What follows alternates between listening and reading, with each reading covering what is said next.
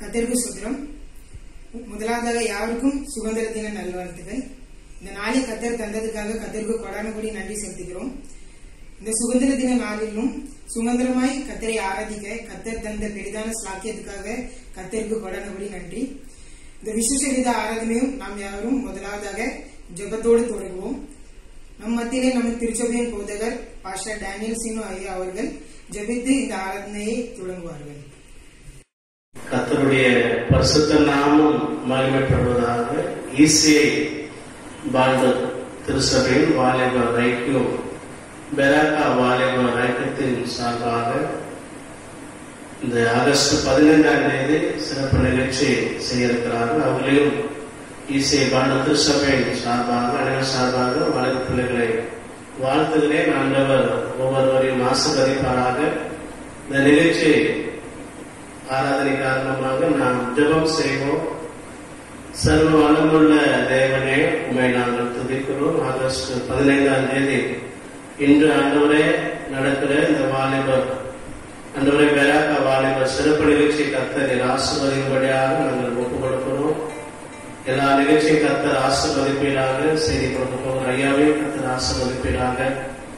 ஆண்டவரே ஒவ்வொரு நிகழ்ச்சியும் செய்கிற வாய்ப்புகளையும் கர்த்தரை ஆசீர்வதிக்கும்படியாக ஒப்புக் கொடுக்கிறோம்.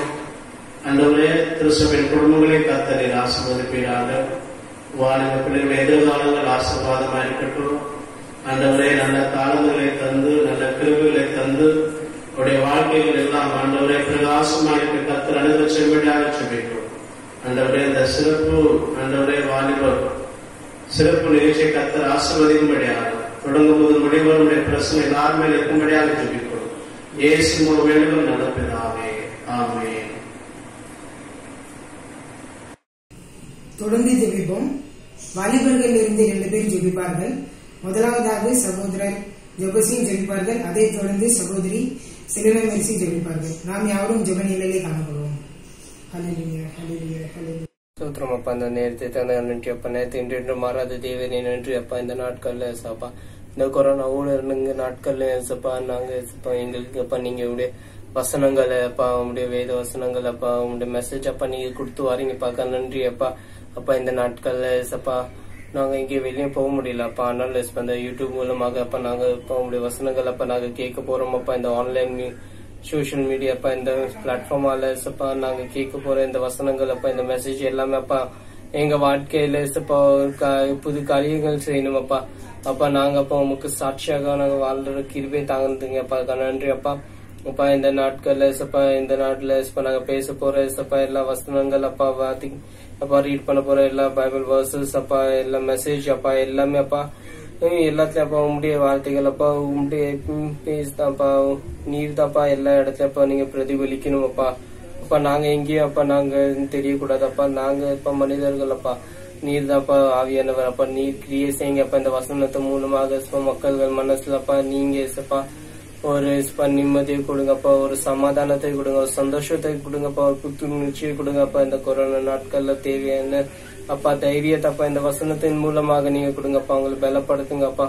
அப்பா இந்த 15th ஆகஸ்ட் அன்னைக்கு அப்பா எங்க தேசத்துக்கு அப்பா நீங்க விடுதலை கொடுத்தீங்கப்பா. அதே மாதிரி அப்பா இந்த நாட்டுல சப்பா இந்த நாட்டுல இருந்து சப்பா ஒரு புத்துணர்ச்சி அப்பா புது விடுதலை அப்பா இந்த கொரோனா நோயில இருந்தப்பா எங்களுக்கு கிடைக்கணுமப்பா. அதுக்காக நாங்க ஜெபிக்கிறோம்ப்பா. அப்பா எங்க தேசத்தப்ப இந்த கொரோனா நோயில இருந்தப்பா நீங்க சீக்கிரமா விடுதலை செய்யப்படுங்கப்பா. நன்றி அப்பா. அதோடைய ஆரம்ப செயலப்பா இன்றுல இருந்து அப்பா ஆரம்பிக்கிட்டோம்ப்பா. அதுக்காக நாங்க ஜெபிக்கிறோம் அப்பா. அப்பா எங்க ஜெபங்கள் அப்பா நீங்க கேட்டீங்கப்பா. நன்றி அப்பா. இந்த நாள்ல சப்பா இந்த மாதிரி நடக்க போற எல்லா இவெண்ட் அப்பா நீங்க ஆசீர்வதிங்கப்பா. நீங்க வழி நடத்துங்கப்பா. இந்த நாள்ல அப்பா இந்த மெசேஜ் அப்பா எல்லாருக்கும் அப்பா உபயோகமாக இருக்கணும்ப்பா. அதுக்காக நாங்க ஜெபிக்கிறோம்ப்பா. வேற சப்பா இந்த பாக்குற எல்லா மக்கள்களும் அப்பா வாழ்க்கையில இந்த வசனத்தை வச்சு நீங்க ஏதாவது கிரியை செய்யுங்கப்பா. நீங்க அப்பா நீங்க வல்லவரப்பா. நீங்க பரிசுத்தரப்பா. நீங்க அப்பா மகிமைக்குரியவரப்பா. நீங்க மகிமைப்படையப்பா நாங்க குருவை செய்யணும்ப்பா. அதுக்காக நாங்க ஜெபிக்கிறோம். நீங்க வழி நடத்துங்க நாமத்தினாலே ஆமென். ஸ்தோத்திரம் ஸ்தோத்திரம் ஸ்தோத்திரம் கர்த்தாவே, உம்மை நன்றியோடு துதிக்கிறோம் ஸ்தோத்திரிக்கிறோம் அப்பா.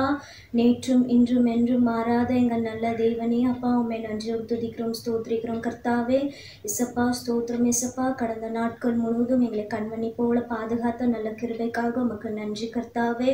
இசப்பா இந்த நாளிலும் கூட கர்த்தாவே, நாங்கள் யூத்ஸ் எல்லாரும் சேர்ந்து இசப்பா இந்த ஸ்பெஷல் ப்ரோக்ராம் நடத்த கர்த்தாவே எங்களுக்கு தந்த நல்ல பாக்கியத்துக்காக உமக்கு நன்றி இசப்பா. இசப்பா ஸ்தோத்திரம் அப்பா. இந்த இண்டிபெண்டன்ஸ் டே அப்பா நீங்கள் ஆசீர்வதிங்க இசப்பா.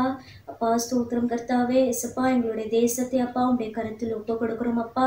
எங்களுடைய தேசத்தை அப்பா நீங்கள் ஆசீர்வதிங்க கர்த்தாவே. இசப்பா ஸ்தோத்திரம் அப்பா. இசப்பா எங்களுடைய தேசத்தில் காணப்படுகிற இந்த பிரச்சனையிலிருந்து எங்களுக்கு விடுதலை தாங்க இசப்பா. கர்த்தாவே ஸ்தோத்திரம் அப்பா. இசப்பா இந்த கொரோனாவை இசப்பா முற்றிலுமாக எங்களுடைய தேசத்திலிருந்து நீங்கள் அழித்து போடுங்க இசப்பா. உம்மால் கூடாத காரியம் ஒன்றுமில்லை கர்த்தாவே.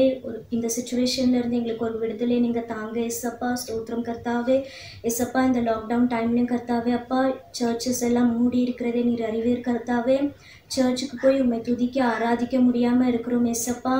இசப்பா இருந்தாலும் அப்பா ஆன்லைன் மூலமாக கர்த்தாவே உண்மை துதிக்க ஆராதிக்க எங்களுக்கு செய்ததுக்காக உமக்கு நன்றி கர்த்தாவே. இசப்பா சீக்கிரமாக அப்பா சர்ச்சஸ் எல்லாம் திறக்க நீங்கள் உதவி செய்யுங்க இசப்பா. சர்ச்சஸ் எல்லாம் திறந்து கர்த்தாவே நாங்கள் எல்லாரும் ஒன்று சேர்ந்து உம்மை ஆராதிக்க இசப்பா எங்களுக்கு உதவி செய்யுங்க கர்த்தாவே. அப்பா ஸ்தோத்திரம் கர்த்தாவே. இசப்பா எங்களுடைய சர்ச்சை உங்களுடைய கருத்தில் ஒப்பு கொடுக்குறோம் அப்பா. எங்களுடைய சர்ச்சை ஆசீர்வதிங்க இசப்பா. சர்ச்சில் இருக்க பாஸ்டரையும் அவங்க ஃபேமிலி அப்பா உங்களுடைய கருத்தில் ஒப்பு கொடுக்குறோம் அப்பா. அவங்கள நீங்கள் ஆசீர்வதிங்க இசப்பா. சர்ச்சில் இருக்க ஒவ்வொரு மெம்பர்ஸையும் இசப்பா உங்களுடைய கருத்தில் ஒப்பு கொடுக்குறோம் அப்பா. அவங்க எல்லாரையும் இசப்பா நீங்கள் ஆசீர்வதிங்க கர்த்தாவே. இசப்பா இந்த ஸ்பெஷல் ப்ரோக்ராம் அப்பா உங்களுடைய கருத்தில் ஒப்பு கொடுக்குறோம் அப்பா. இந்த ப்ரோக்ராமில் இன்வால்வ் ஆகிருக்க இசப்பா எல்லாரையும் இசப்பா நீங்கள் ஆசீர்வதிங்க கர்த்தாவே. இசப்பா ஸ்தோத்திரம் அப்பா. இந்த ப்ரோக்ராமை பார்க்குற இசப்பா எல்லாரும் கர்த்தாவே அப்பா ஆசீர்வதிக்கப்பட நீங்கள் உதவி செய்யுங்க இசப்பா. தொடக்கம் முதல் முடிவு பரியந்தம் நீங்கள் எங்களோட கூட இருந்து வழி நடத்துங்க. துதிகன மகிமை யாவும் ஒருவருக்கே செலுத்துகிறோம். இயேசு கிறிஸ்துவின் நாமத்தில் ஜெபிக்கிறேன் ஜீவனுள்ள நல்ல பிதாவே, ஆமென். தேவன் ஆவியா இருக்கிறார். அவரை தொழுது கொள்வர்கள் ஆவியோடும் உண்மையோடும் தொழுது கொள்ள கடவோம். இது கர்த்தர் உண்டு பண்ணினால் இதிலே களி கூர்ந்த மகிழ கடவோம். ஆராதனைக்கு ஆரம்பமாக நாம் யாவரும் பாடல் எண் 14 பாடுவோம். ஆத்துமாவே என் முழு உள்ளமே. இந்த பாடலை நாம் யாவரும் சேர்ந்து பாடுவோம்.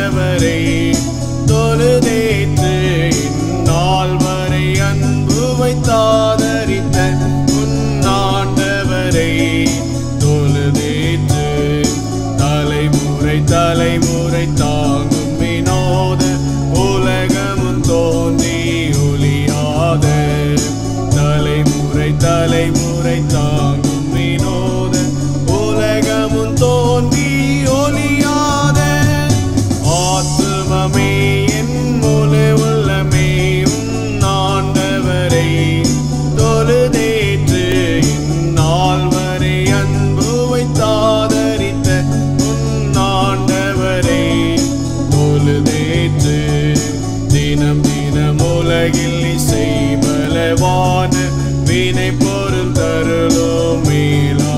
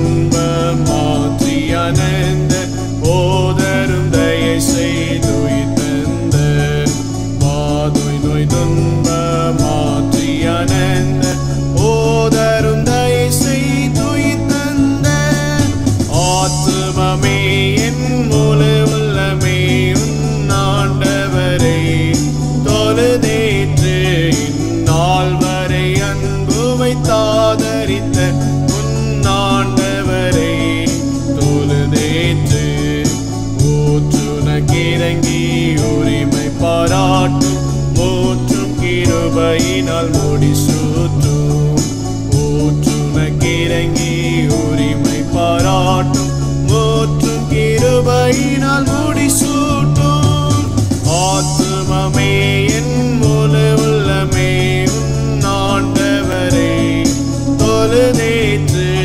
இந்நாள் வரை அன்பு வைத்தாதரித்த உன் ஆண்டவரை தொழுதேற்று.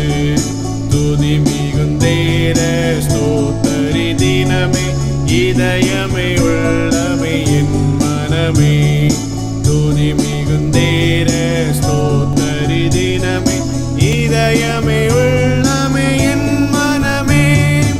ஆத்துமமே என் முழு உள்ளமே உன் ஆண்டவரை தொழுதேற்று. இந்நாள் வரை அன்பு வைத்தாதரித்த உன் ஆண்டவரை தொழுதேற்று. ஆத்துமமே என் முழு உள்ளமே உன் ஆண்டவரை தொழுதேற்று. இந்நாள் வரை அன்பு வைத்தாதரித்த உன் ஆண்டவரை தொழுதேற்று.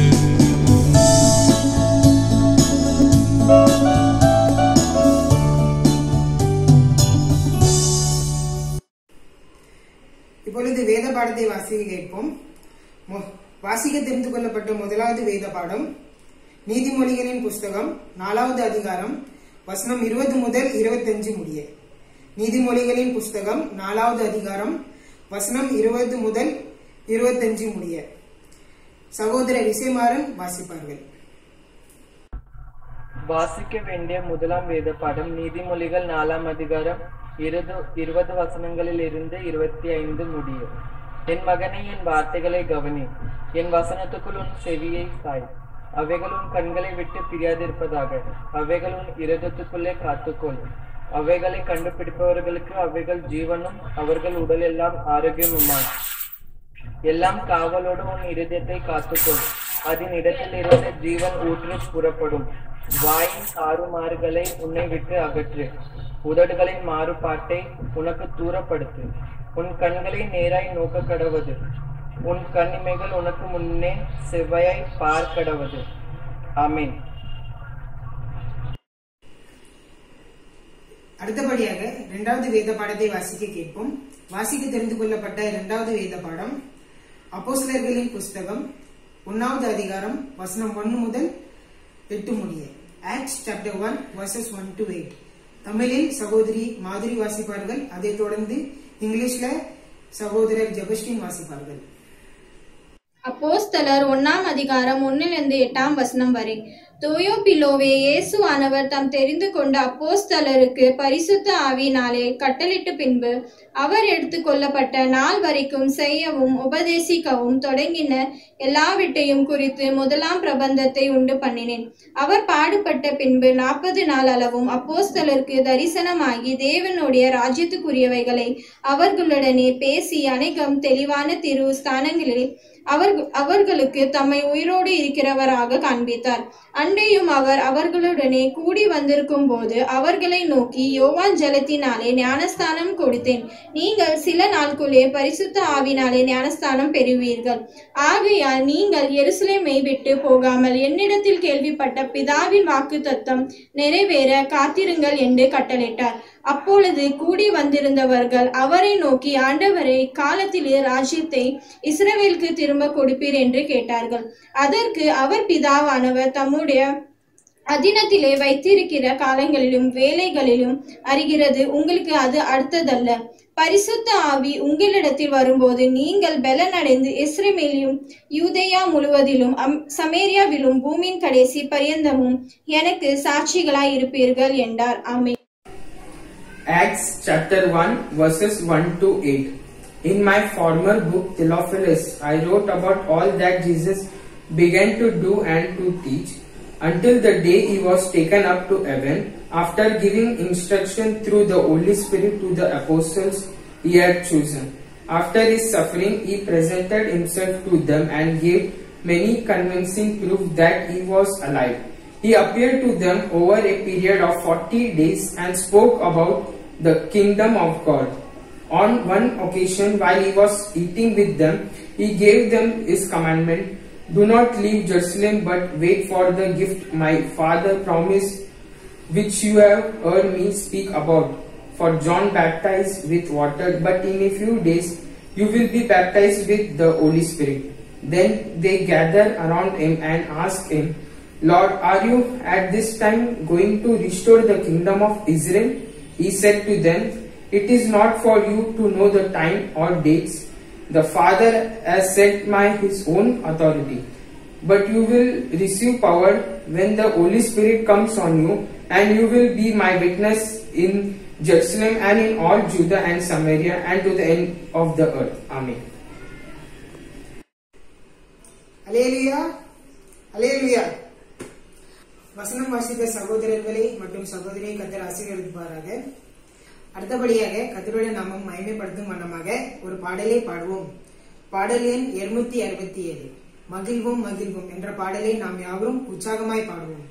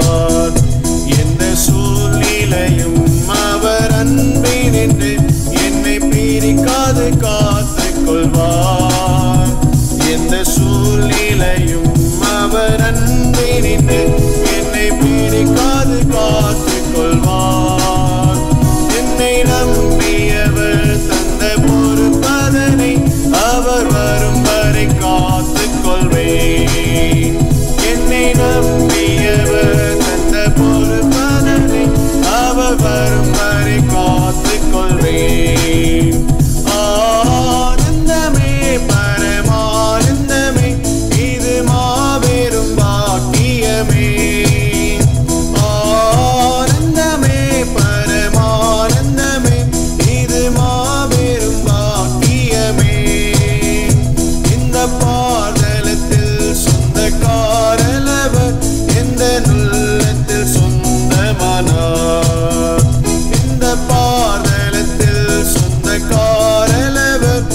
எந்த உள்ளத்தில் சொந்தமானார்.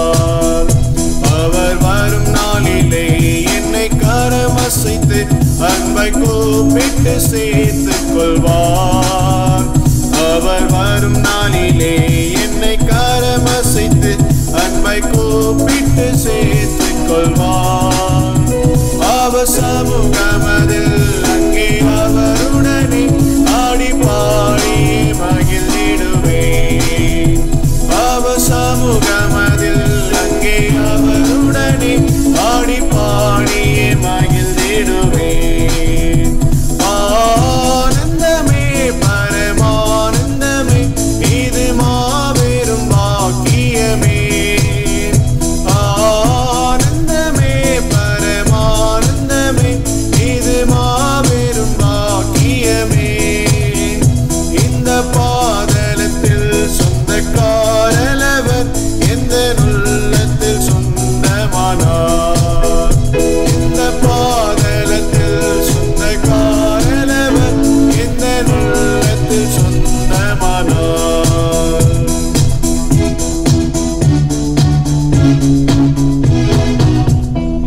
இப்பொழுது துதி ஆராதனை நேரம். சகோதரர் ராபின் அவர்கள் நம் மத்தியிலே துதி ஆராதனை ஏறெடுப்பார்கள்.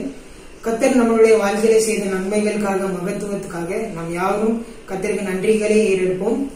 இந்த அழியும் உலகத்திலே எத்தனையோ வியாதிகள், எத்தனையோ நோய்கள், எத்தனையோ அழிவுகள் வந்தாலும் கர்த்தர் நம்மளை அதிலிருந்து விலக்கி ரசித்து பாதுகாத்து கொண்டு வருகிறதினாலே நாம் யாவரும் ஜபத்தோடு கர்த்தருக்கு துதிகளை ஏறெடுப்போம். எல்லாரும் இருந்த இடத்துலயே நம்ம ஜெபிப்போம். ஆண்டரை நோக்கி அவங்க வீட்டிலேயே குடும்பமாக உட்கார்ந்து ஆண்டை நோக்கி பார்ப்போம். துதி ஆராதனை பகுதி யாரும் அசட்டை பண்ண வேண்டாம். ஒரு நம்பிக்கையோடு, ஒரு விசுவாசத்தோடு ஆண்டை நோக்கி பாருங்கள். இந்த நாள் வரை ஆண்டை கண்மணி போல காத்து கொண்டார். அவருக்கு நன்றி செலுத்துகள். அவர் செய்த நன்மைகள் ஆயிரங்கள் உண்டு. அவர் செய்த நன்மைகள் ஆயிரமும் உண்டு. கஷ்டங்கள், பாரங்கள், துன்பங்கள், எப்படிப்பட்ட சூழ்நிலை வந்தாலும் ஆண்டவர் நம்மளை கூட கண்மணி போல காத்து கொண்டார். எல்லா தேவைகளும் சந்தித்தார். அதை நோக்கி ஆண்டவர் நோக்கி நன்றி செலுத்த கடமைப்பட்டிருக்கிறோம். எல்லாரும் குடும்பமாக உட்கார்ந்து இந்த ஆன்லைன் மூலமாக ஆண்டவர் பண்ண போற காரியம் ஆயிரம் உண்டு, பெரிய ஆயிரம் உண்டு. யாரும் அசட்டை பண்ண வேண்டாம். இதை நோக்கி பார்க்காதீங்க. தேவன் முகத்தை நோக்கி பாருங்க. தேவைகள் எல்லாம் கேளுங்க. செய்த நன்மைகள் எல்லாம் நன்றி செலுத்துங்க.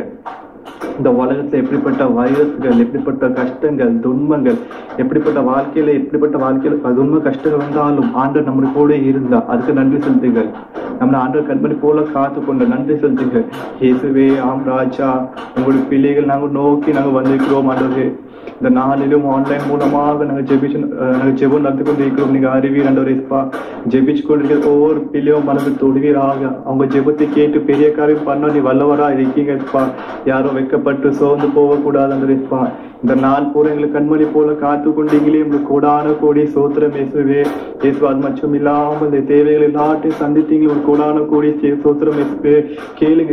நீங்க ஜெபிக்க தான் ஆண்டவர் வல்லவர் பண்ணுவார். உங்க வீட்டுல பிரச்சனை இருக்கா, கஷ்டங்கள் இருக்கா, அன்று நோக்கி கேளுங்க. பாவம் வாழ்க்கையில விடுதலை பரவ வெளியே வராம இருக்கீங்களா, அன்று நோக்கி கேளுங்க. இந்த நாளிலும் வருமானம் இல்லாமலும் கடன் பிரச்சனை பாரத்தோடு நீங்க இருக்கீங்களா, ஆண்டு நோக்கி கேளுங்க. அவர் முடியாத காரியம் ஒன்றுமே இல்லை. இந்த நாளிலும் ஆண்டு முடியாத காரியம் ஒன்றுமே இல்லை. நம்மளை கண்மணி போல காத்து வந்தால் இன்னைக்கு அவரை துதிக்க நம்ம ஆசீர்வாதமா இருக்கும்னா அவர் தேவனுடைய கிருபை. நம்ம தான் ஆண்டவரை எங்களுக்கு தேர்ந்தெடுத்தா நீங்க எல்லாம் செபிங்க. உங்க குடும்பத்தை பெரிய ஆசீர்வாதம் இன்றையே வர போகுது. இந்த 10 நிமிஷம் ஆன்லைன் ஜெபம், ஜஸ்ட் 10 minutes ஆன்லைன் பிரேயர்ல உங்க வாழ்க்கையில ஆண்டு பெரிய காரியம் பண்ண வல்லவரா இருக்கிறார். ஒவ்வொரு விசுவாசி ஜெபிச்சு கொண்டே இருங்க. தேவனுடைய பிள்ளைகளே, நீங்க ஜெபிக்கதான் ஆண்டவர் வல்லமை உங்க வீட்டுல இறங்கி வரும். ஆண்டவர் பிரச்சனை நீங்க காண்பீங்க. யாரும் அசட்டை பண்ண வேண்டாம். குடும்பத்தோடு கண்ணீரோடு ஜெபிங்க. யாரும் வெக்கப்படாதீங்க. நீங்க உங்க வீட்டுலதான் இருக்கீங்க. வெக்கப்படாம ஆண்டு நோக்கி கத்தி ஜெபிங்க. ஜெபிக்க ஆண்டவர் வல்லமை இந்த நாளிலும் ஆண்டவர் வல்லமை உங்களுக்குள்ள இறங்கி வந்து கொண்டு இருக்குது. நீங்க உணர்வீங்கள். தேவைகள் எல்லாத்தையும் கேளுங்க. வெக்கப்பட வேண்டாம், சோர்ந்து போக வேண்டாம். ஆண்டவர் தான் நம்மளை தாயின் கரு உருவாகும் முன்னாலே ஆண்டு நம்மள பேச சொல்லி அழைத்த தேவன். சோ அதனால யாரும் வெக்கப்படாம ஆண்டு நோக்கி கேளுங்க. இயேசுவே ஜெபிச்சு கொண்டு ஒவ்வொரு பிள்ளைங்க கண்ணீர் துறக்கப்படும் ஆண்டவர் எஸ்பா. அவங்க கேட்க ஜெப பதில் குழும் ஆண்டவர் எஸ்பா. இப்பொழுது அவங்க வீட்டுல ஒரு அக்கினி இறங்கி வரச்சும், இப்பொழுது அவங்க ரத்தத்தாக பூசும் ஆண்டவர் எஸ்பா. யார் யார் வியாதியா இருக்காங்களோ அவங்க ஜெபத்துல அவங்களும் போயிருந்து ஜெபத்தில் செவிங்க. வியாதி சுகமாக்க ஆண்டவர் வல்லவராக இருக்கிறார். அநேகப்பட்ட எப்படிப்பட்ட வியாதி இருந்தாலும் ஆண்டவர் கூடாத காரியம் ஒன்றுமே இல்லை. எல்லா காரியம் ஆண்டவராக மூடும் கூடும். இயேசுவே எங்க பிள்ளைகள் வந்திருக்கிறோம் ஆண்டவர் எஸ்பா. உம்முடைய கிருபை பிரசனம் இருக்கட்டும் ஆண்டவர் எஸ்பா. ஜெபிச்சு கொண்டே ஒரு பிள்ளைங்க ஆவியானவரே அசைவாடும் இயேசுவே, ஆவியானவரே அசைவாடும் இயேசுவே. இப்போது உங்க பிள்ளைகள் தொடுவீராக. ஜெபிச்சு கொண்டு இருக்குது பிள்ளைங்க வீட்டுல இப்போ ஆவிய கிருபை இறங்கி கொண்டு வந்து இருக்கு. நீங்க அறிவீராண்டவரே. ஹல்லேலூயா ஹல்லேலூயா ஹல்லேலூயா.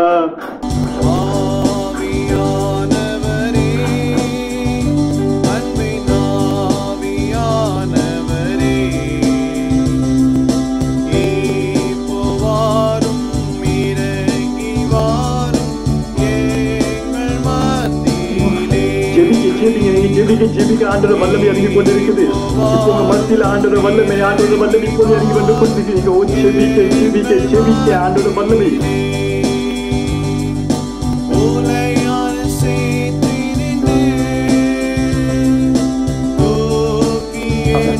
ஆண்டவர் இறங்கி வாரும் இயேசுவே, இறங்கி வாரும் இயேசுவே, இறங்கி வாரும் இயேசுவே, இறங்கி வாரும் இயேசுவே. ஆம் ராஜா இதில் எங்க மத்தியில இறங்கி வாரும் ஆண்டவரே. ஒரு அற்புதம் காணாக ஆயத்தமா இருக்கிறோம் இயேசுவே. தோற்றிக்கிறோம் இயேசுவே. உடைய கிருபை உடைய பிரசனம் கூடி இருக்கு சொல்லும் ஆண்டவரே. நோக்கி பாரும் ஆண்டவரே. நாங்க பாவியாக நிற்கிறோம் இயேசுவே. ஆம் ராஜா இங்க வந்து கேட்டு பெரிய காரியம் பண்ணும் இயேசுவே. உடைய கிருபை பிரசனம் கூடிக்கிட்டும் ஜெபிச்சு கொண்டிருக்க பிள்ளைகள் இந்த பாடகம் மூலமாக ஆண்டவர் பெரிய காரியம் பண்ண வல்லவராக இருக்கிறார். இப்பொழுது உங்க வீட்டு பிரச்சனை எல்லாமே மறி ஆண்டவர் வல்லவராக இருக்கிறார். உங்க தொழுக ஆண்டவர் வல்லவராக இருக்கிறார். உங்க வீட்டுக்குள்ள ஆண்டவர் உலவாய் கொண்டு இருக்க நீங்க காண்பீர்கள். உங்களுடைய பிரச்சனை ஆண்டவர் பிரச்சனை மேலே இருக்கிறது. நீ யாரும் வெட்கப்பட்டு போவே இல்லை. ஆண்டவர் உங்களை எல்லாத்தையும் நேசிக்கிறார். நம்மளை வாப்பிள்ளைங்க ஆண்டவர் கூப்பிடுறார். ஆயத்தமா இருப்போமா? இயேசுவே எங்கள் பிள்ளைகளை ஏற்றுக்கொள்ளும் இயேசுவே. ஆமென் ராஜா. ஹல்லேலூயா. ஆவியானவரே ஆமென் இயேசுவே. அன்பின் ஆவியானவரே ஸ்தோத்திரம் இயேசுவே. வாருமையா, இப்பொழுது வாருமையா. ஆண்டவர் வல்லமை வந்து கொண்டிருக்கு. இறங்கி வாரும் ஆண்டவர் ஏசுப்பா. உம்முடைய கிருபை உம்முடைய பிரசனம் கூடி இருக்கட்டும் இயேசுவே. சோத்திரம் சோத்திரம் சோத்திரம் சோத்திரம் ஆண்டவர் ஏசுப்பா. பெரிய காரியம் வல்லவரா இருக்கிறேன் ஆண்டவரே. எங்களை நோக்கி பாரும் இயேசுவே. சோத்திரம் சோத்திரம் சோத்திரம். இந்த ஜெபத்தை நாங்க ஒரு அற்புத செயலுக்கான ஆடப்படுகிறோம் இயேசுவே. ஆமென். ஜெபிச்சு கொண்டே இருக்கு. யாரும் அசட்டை பண்ண வேண்டாம். ஆண்டவரே ஜெபிச்சு கொண்டே இருங்க. ஆண்டவர் வல்லமை உங்க வீட்டுல இறங்கி வந்து கொண்டே இருக்குது. ஒவ்வொரு பிள்ளைகள் தொடுவீர்களாக ஆண்டவரே. எப்படிப்பட்ட கஷ்டங்கள் பாரத்தை நீங்க இந்த நாளில் வீடுல பார்க்க காண்பீர்கள். இந்த ஆன்லைன் மூலம் ஜெபத்தினால் ஆண்டவரே ஒவ்வொரு பிள்ளைங்க வாழ்க்கையில நீங்க மாற்ற வல்லவரா இருக்கீங்க ஏசுப்பா. ஆண்டவரே பொல்லாத பாவ வாழ்க்கையில் நாங்க சத்து கெட்டி போய் இருக்கோம். அந்த கெட்டுகள் அவுத்தா பாவ வாழ்க்கையில் நாங்க இல்லாமல் உங்களை நோக்கி உங்களை நேசிக்க உங்க ருசிக்க நாங்க வல்லவரா இருக்கிறோம் ஆண்டவரே. எங்களை வழி நடத்தும் ஆண்டவரே. இந்த பொல்லாத பாவ வாழ்க்கை இந்த உலகத்தை சுத்தி பாவ வாழ்க்கையில இருக்கின்ற அந்த பாவ வாழ்க்கையில் நாங்க இருக்கிறோம். இந்த பாவ வாழ்க்கையில இல்லாம எங்களை வீட்டில தர நீங்க வல்லவரா இருக்கிறேன் ஆண்டவரே. இந்த நாளிலும் எங்களை உயர்த்தி நீங்க பயன்படுத்தும் ஆண்டவரேஸ்பா. உடைய கிருபை பிரசனம் கூட இருக்கு ஆண்டவரேஸ்பா. யாருக்கே ஜாப் இல்ல குடிச்சு நம்ம ஜாப் கிடைக்க நீங்க தான் வல்லவரா இருக்கிறேன்டா. எந்தெந்த வீட்டுல கஷ்டங்கள் பாரங்கள் துன்பங்கள் பர்சனல் வேலையில பர்சனல் லைஃப்ல யாருக்கு கஷ்டங்கள் இருக்கும் அவங்க நோக்கி வந்தா அவங்க தொட்டு அண்டரேஸ்பா சுகமாக நீங்க வல்லவரா இருக்கிறான்டா. அவன் மேன் சோத்திரம் சோத்திரம் சோத்திரம். பெரிய காரியம் பண்ண நீங்க வல்லவரா இருக்கீங்கடா. நாங்க வெட்கப்பட்டு போவே கூடாதுப்பா. ஜெபிச்சு கொண்டு ஒவ்வொரு பிள்ளைங்க வெக்கப்பட்டு போவே கூடாது. மகனே நீ எந்த இடத்துல தோத்து வெக்கப்பட்டு தலை கொண்டு நிற்கியோ அதே இடத்துல ஆண்டவர் இந்த நாளிலும் ஒன்றிய தலையை தூயத்து வல்லவராக இருக்கிறார். யார் விசுவாசிக்கீங்களோ கைகளை நோக்கி கைகளை தட்டி ஜெபிக்க வல்லவரா இருக்கீங்க. நீங்க என்ன நோக்கி பார்க்காதீங்க. ஆண்டவர் முகத்தை நோக்கி பாருங்க. அவர் சித்தம் இருந்தது. இந்த நாளிலும் ஜெபத்தை நாங்கள் வாலிபராக சேர்ந்து ஜெபம் நடத்திட்டு கொண்டு இருக்கிறோம். இந்த நாளிலையும் எல்லாருக்கும் பெரிய காரியம் பண்ண வல்லவராக இருக்கிறார். ஆமென். ஜெபிங்க, விசுவாசத்தோட ஜெபிங்க, ஒரு அர்ப்பணத்தோட ஜெபிங்க, ஒரு ஐக்கியத்தோட ஜெபிங்க. ஹல்லேலூயா, ஹல்லேலூயா, ஹல்லேலூயா. எல்லாரும் கைகளை உயர்த்தி, கைகளை உயர்த்தி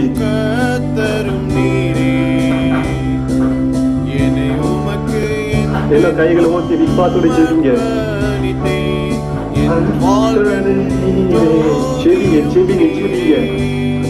ஒரு வீட்டுல உங்ககிட்ட சின்ன பிள்ளைங்க இருக்காங்களா, அவங்க தலையில கை வச்சு ஜெபிங்க.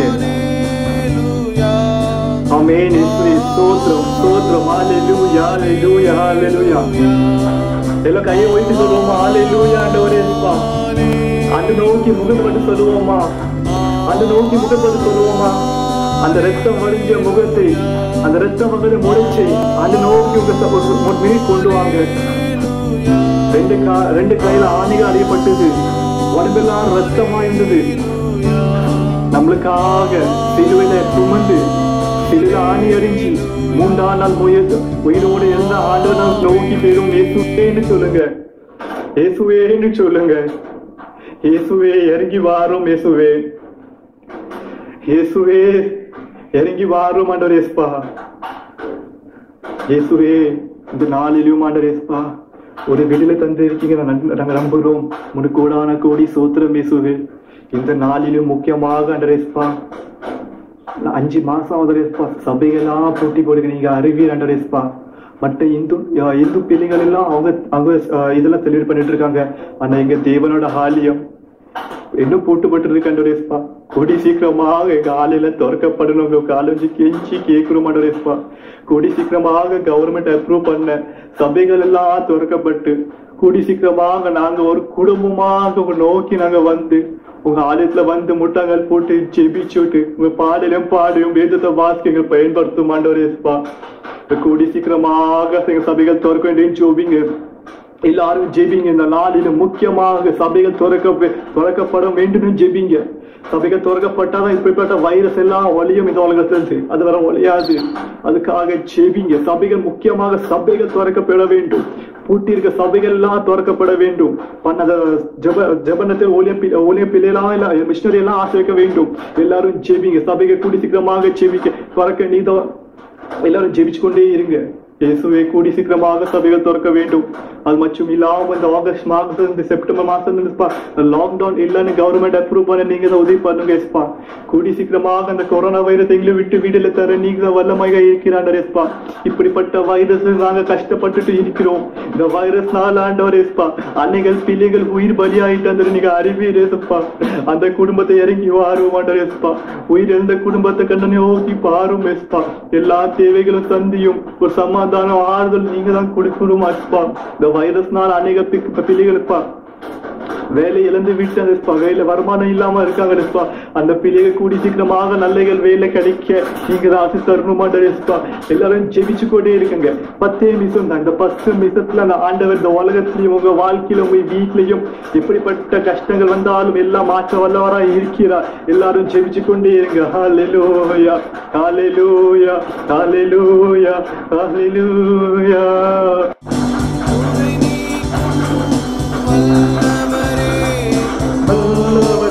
நோய்கள் நீக்க அந்த வல்லவரா இருக்கிறார். நோய்களை நீக்க வைரஸ் ஆண்டு ஒழிச்சு கொண்டே இருக்கிறார்.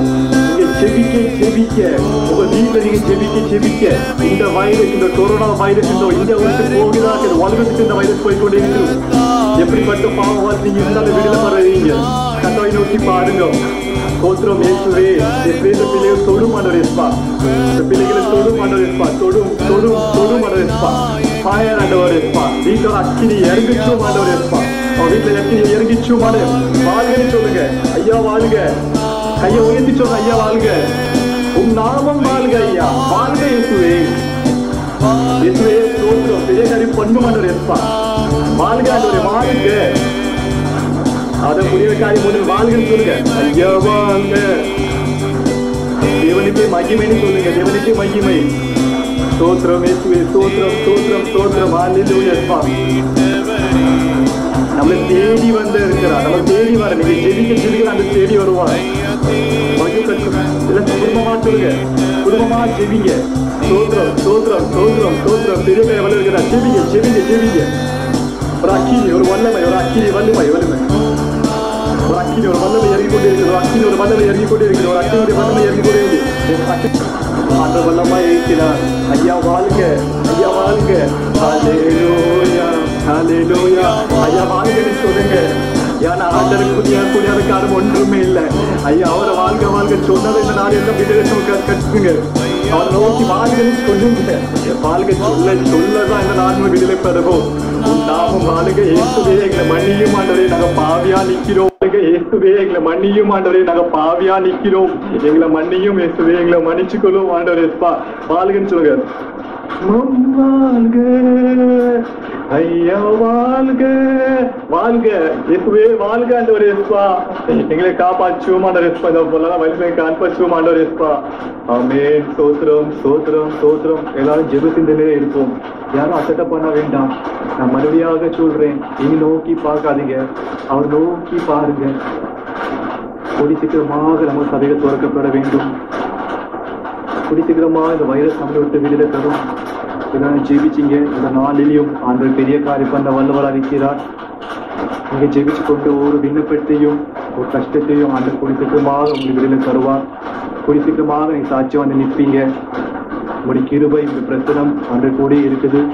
உங்க நாளிலையும் ஐசப்பா இதுவரை கண்மணிக்குள்ள காத்து கொண்டீங்களே, இந்த நிகழ்ச்சி அதை நல்லபடியாக டெலிகாஸ்ட் பண்ண உதவி பண்ணீங்களே. கொரோனா கோடி ஸ்தோத்திரம் அடைப்பா. இதை உதவி பண்ண அனைகள் பிள்ளைகளும் நீங்க அறிவி உங்க குடும்பத்தையும் நம்ம தனிப்பட்ட வாழ்க்கையிலும் இதே போல அவங்க இந்த ஆண்டவர் உங்க ஊழியத்தை இதே போல நல்லபடியாக ஆன்லைன் மூலமாக பண்ண காத்துக்கொள்ள மாட்டேப்பா. எங்க சபையை காத்துக்கொள்ளும். அது மட்டும் இல்லாமல் இப்போ நாங்க செய்திகளை தான் கண்டு செல்கிறோம். பேசுத அடியனை காத்துக்கொள்ளும், பாஸ்டரை காத்துக்கொள்ளும், அந்த குடும்பத்தை காத்துக்கொள்ளும், பிள்ளைகளை காத்துக்கொள்ளும், அந்த ஊழியத்தை காத்துக்கொள்ளும். இப்பப்பா இந்த நாளிலும் அந்த அதை போதக கொடுத்த செய்தி போல அந்த வசதி கீழையும் அதுக்கு நாங்கள் கீழ்ப்படிஞ்சு அதுக்கு நடக்க அந்த வசனம் எங்களுக்கு வாழ்க்கையை பிரோஜனமாக பட நீங்க தான் வல்லமே இருக்கிறோம். கூடிய சீக்கிரமாக நாங்கள் சபைகள் திறக்கப்பட்டு ஒவ்வொரு எல்லாரும் சேர்ந்து சந்தோஷமாக பார்க்க உதவி பண்ணோம். அல்லேலூயா அல்லேலூயா. எல்லாரும் உற்சாகமா இருக்கீங்களா? ரொம்ப முக்கியமான பகுதி செய்தியின் நேரம். நம் மத்தியிலே விசேஷித்த செய்தியாளராக ரெவரண்ட் கிங்ஸ்லி லிபின் ஜோயல் ஐயா அவர்கள் இணைந்திருக்கிறார்கள். ஐயாவை பத்தி இன்ட்ரோடக்ஷன் ரொம்ப டீப்பா இன்ட்ரோடக்ஷன் கொடுக்க தேவையில்லைன்னு நினைக்கிறேன்.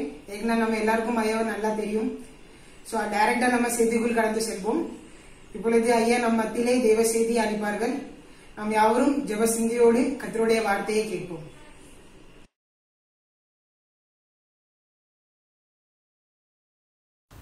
ECI பாண்டூர் சபையாரே, உங்கள் அனைவருக்கும் என்னுடைய வாழ்த்துக்களை தெரிவித்துக் கொள்கின்றேன். ஆண்டவருடைய கிருபையும் சமாதானமும் உங்கள் அனைவரோடும் கூட இருப்பதாக. குறிப்பாக நம்முடைய திருச்சபையின் போதகருக்கு நான் நன்றி தெரிவித்துக் கொள்கின்றேன்.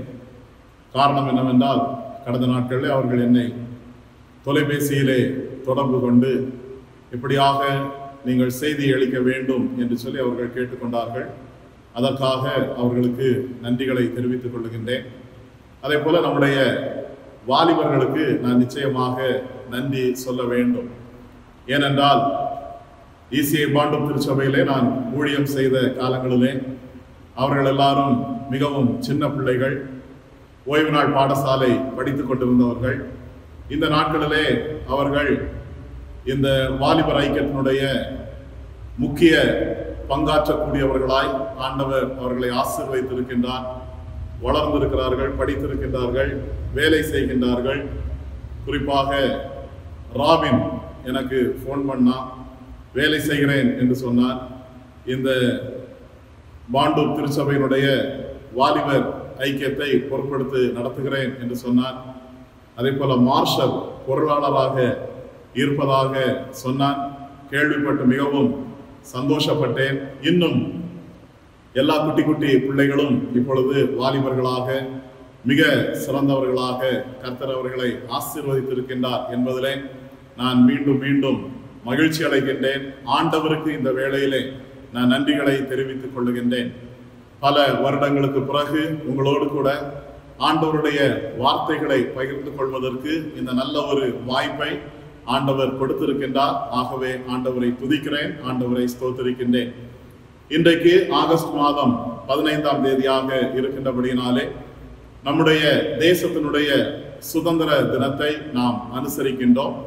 ஆகவே என்னுடைய சார்பாக உங்கள் அனைவருக்கும் சுதந்திர தின நல்வாழ்த்துக்களையும் மகிழ்ச்சியோடு கூட நான் தெரிவித்துக் கொள்ளுகின்றேன். இந்த வாலிபர் கூடுகைக்கென்று தெரிந்து கொள்ளப்பட்ட தலைப்பு காத்துக்கொள் பெற்றுக்கொள் என்று சொல்லி நீதிமொழிகளின் புஸ்தகம் 4ஆம் அதிகாரம் 24ஆம் வசனத்தின் அடிப்படையிலே இந்த தலைப்பு எனக்கு கொடுக்கப்பட்டிருக்கின்றது. காத்துக்கொள் என்று சொல்லி அங்கே சொல்லப்பட்டிருக்கிறது. எல்லா காவலோடும் உன் இருதயத்தை காத்துக்கொள் என்று இங்கே வேதம் நமக்கு கற்றுக் கொடுக்கின்றது. நிச்சயமாகவே நம்முடைய திருச்சபையின் வாலிபர்கள் நல்ல ஒரு தலைப்பை தெரிந்தெடுத்திருக்கிறார்கள் அப்படிங்கிறதுல நான் மிகவும் சந்தோஷப்படுகின்றேன். இந்த வசனம் சொல்லுகிறது, எல்லா காவலோடும் உன் இருதயத்தை காத்துக்கொள். இருதயத்தை காத்துக்கொள்ள வேண்டிய மிக முக்கியமான பருவம் இந்த வாலிப பருவம். குறிப்பாக இருதயத்தை காத்துக்கொள்ளுதல் என்பது எந்த மனிதனாலும் இயலாத ஒரு காரியம். இருதயத்தை அடக்குவது, கட்டுப்பாட்டுக்குள்ளே வைத்திருப்பது என்பது ஒரு மிகச்சிறந்த கலை என்பதை நாம் அறிந்து கொள்ள வேண்டும். இன்னும் நாம் சொல்ல போனால், காற்றை நம்முடைய கைக்குள்ளே எப்படி அடக்கிக் கொள்ள முடியாதோ, தண்ணீரை நம்முடைய கைக்குள்ளே எப்படி அடக்கிக் கொள்ள முடியாதோ, அதை போலத்தான் நம்முடைய இருதயத்தையும் நம்முடைய கட்டுப்பாட்டுக்குள்ளே வைக்க முடியாது. அதை நாம் காத்து கொள்வதற்கும் இயலாத ஒரு சூழ்நிலை இந்த உலகத்திலே நமக்கு காணப்படுகின்றது. ஆனால் ஆண்டவருடைய உதவியோடு தங்கள் இருதயத்தை காத்துக் கொள்ளுகின்ற எந்த ஒரு மனிதனும் இந்த உலகத்திலே நிச்சயமாகவே ஆசீர்வதிக்கப்பட்டவன் என்பதை நாம் நன்கு அறிந்திருக்கின்றோம். பாருங்கள், இருதயம் என்று சொல்லும் பொழுது இருதயத்தை குறித்து பல காரியங்களை நாம் விளக்க முடியும். உதாரணமாக நாம் சொல்லுவோம் என்றால், இருதயம் அப்படின்னா என்ன அப்படின்னு நம்ம கேட்டோம்னா, அந்த இருதயம் நம்முடைய சரீரத்தில் உள்ள ஒரு உறுப்பாக இருக்கிறது. சரீரம் சார்ந்த ஒரு நிலையை இருதயத்தை குறித்து நாம் சொல்ல முடியும். ஒரு பிசிக்கல் ஐடென்டிட்டி, சரீரம் சார்ந்ததான ஒரு அடையாளம் இருதயத்திற்கு காணப்படுகின்றது. அதற்கு வடிவம் இருக்கின்றது. இன்றைய வாலிபர்கள் பல விதங்களிலே அதற்கு வடிவம் கொடுக்கின்றார்கள். நம்முடைய இடது கை விரலை முழுமையாக நாம் மூடுவோம் என்றால் அந்த அளவுதான் நம்முடைய இருதயம் இருக்கிறது என்று சொல்லுவார்கள். அதை போல நம்முடைய 2 கரங்களையும் சேர்த்து வைத்து இருதயத்தினுடைய வடிவத்தை காண்பிக்கிறவர்கள் உண்டு. இன்னும் சொல்ல போனால், இதையெல்லாம் தாண்டி நம்முடைய இருதயம் நம்முடைய சரீரத்தில் உள்ள ஒரு முக்கியமான உறுப்பாக, முக்கிய வேலை செய்யக்கூடிய ஒரு உறுப்பாக அது காணப்படுகின்றது. நம்முடைய சரீரத்திற்கு தேவையான இரத்தத்தை இந்த இருதயம்தான் பம்ப் பண்ணுகிறது. அது பம்ப் பண்ணுகின்றபடியினாலே இரத்த நாளங்களுக்குள்ளே அந்த இரத்தம் பாய்ந்து ஓடுவதற்கு அது உதவி செய்கின்றது. ஆகவே இருதயம் நின்று போய்விட்டால் மனிதனுடைய உயிர் நின்றுவிடும். இது நம்ம எல்லாருக்கும் நன்றாக தெரியும். சரீரம் சார்ந்த விதத்திலே இந்த இருதயம் இப்படி புரிந்து கொள்ளப்படுகிறது. அது மாத்திரமல்ல, உணர்வு சார்ந்ததாகவும் இருதயம் காணப்படுகின்றது. நமக்கு வருகின்ற அழுகை, ஏற்படுகின்ற கோபம், மகிழ்ச்சி, துக்கம், இவையெல்லாம் இருதயம் சம்பந்தப்பட்டதாக காணப்படுகின்றது. அதிக கவலை கொள்ளுவோம் என்றால் நெஞ்சு வலிக்கிறது என்று நாம் சொல்லுகிறோம் இல்லையா? இருதயத்திலே பாதிப்பு ஏற்படுகிறது என்று நாம் சொல்வது உண்டு. ஆகவே மனிதனுக்குள்ளே எழுகின்ற அந்த உணர்வு எல்லாமே இந்த இருதயம் சார்ந்ததாகவே இருக்கிறது என்பதையும் நாம் அறிந்து கொள்ள வேண்டும். அது மாத்திரமல்ல, இந்த இருதயம் என்பது ஆன்மீகம் சார்ந்ததாக, ஆவிக்குரிய ரீதியிலே தொடர்புடையதாகவும் இருக்கிறது என்பதை நாம் புரிந்து கொள்ள வேண்டும்.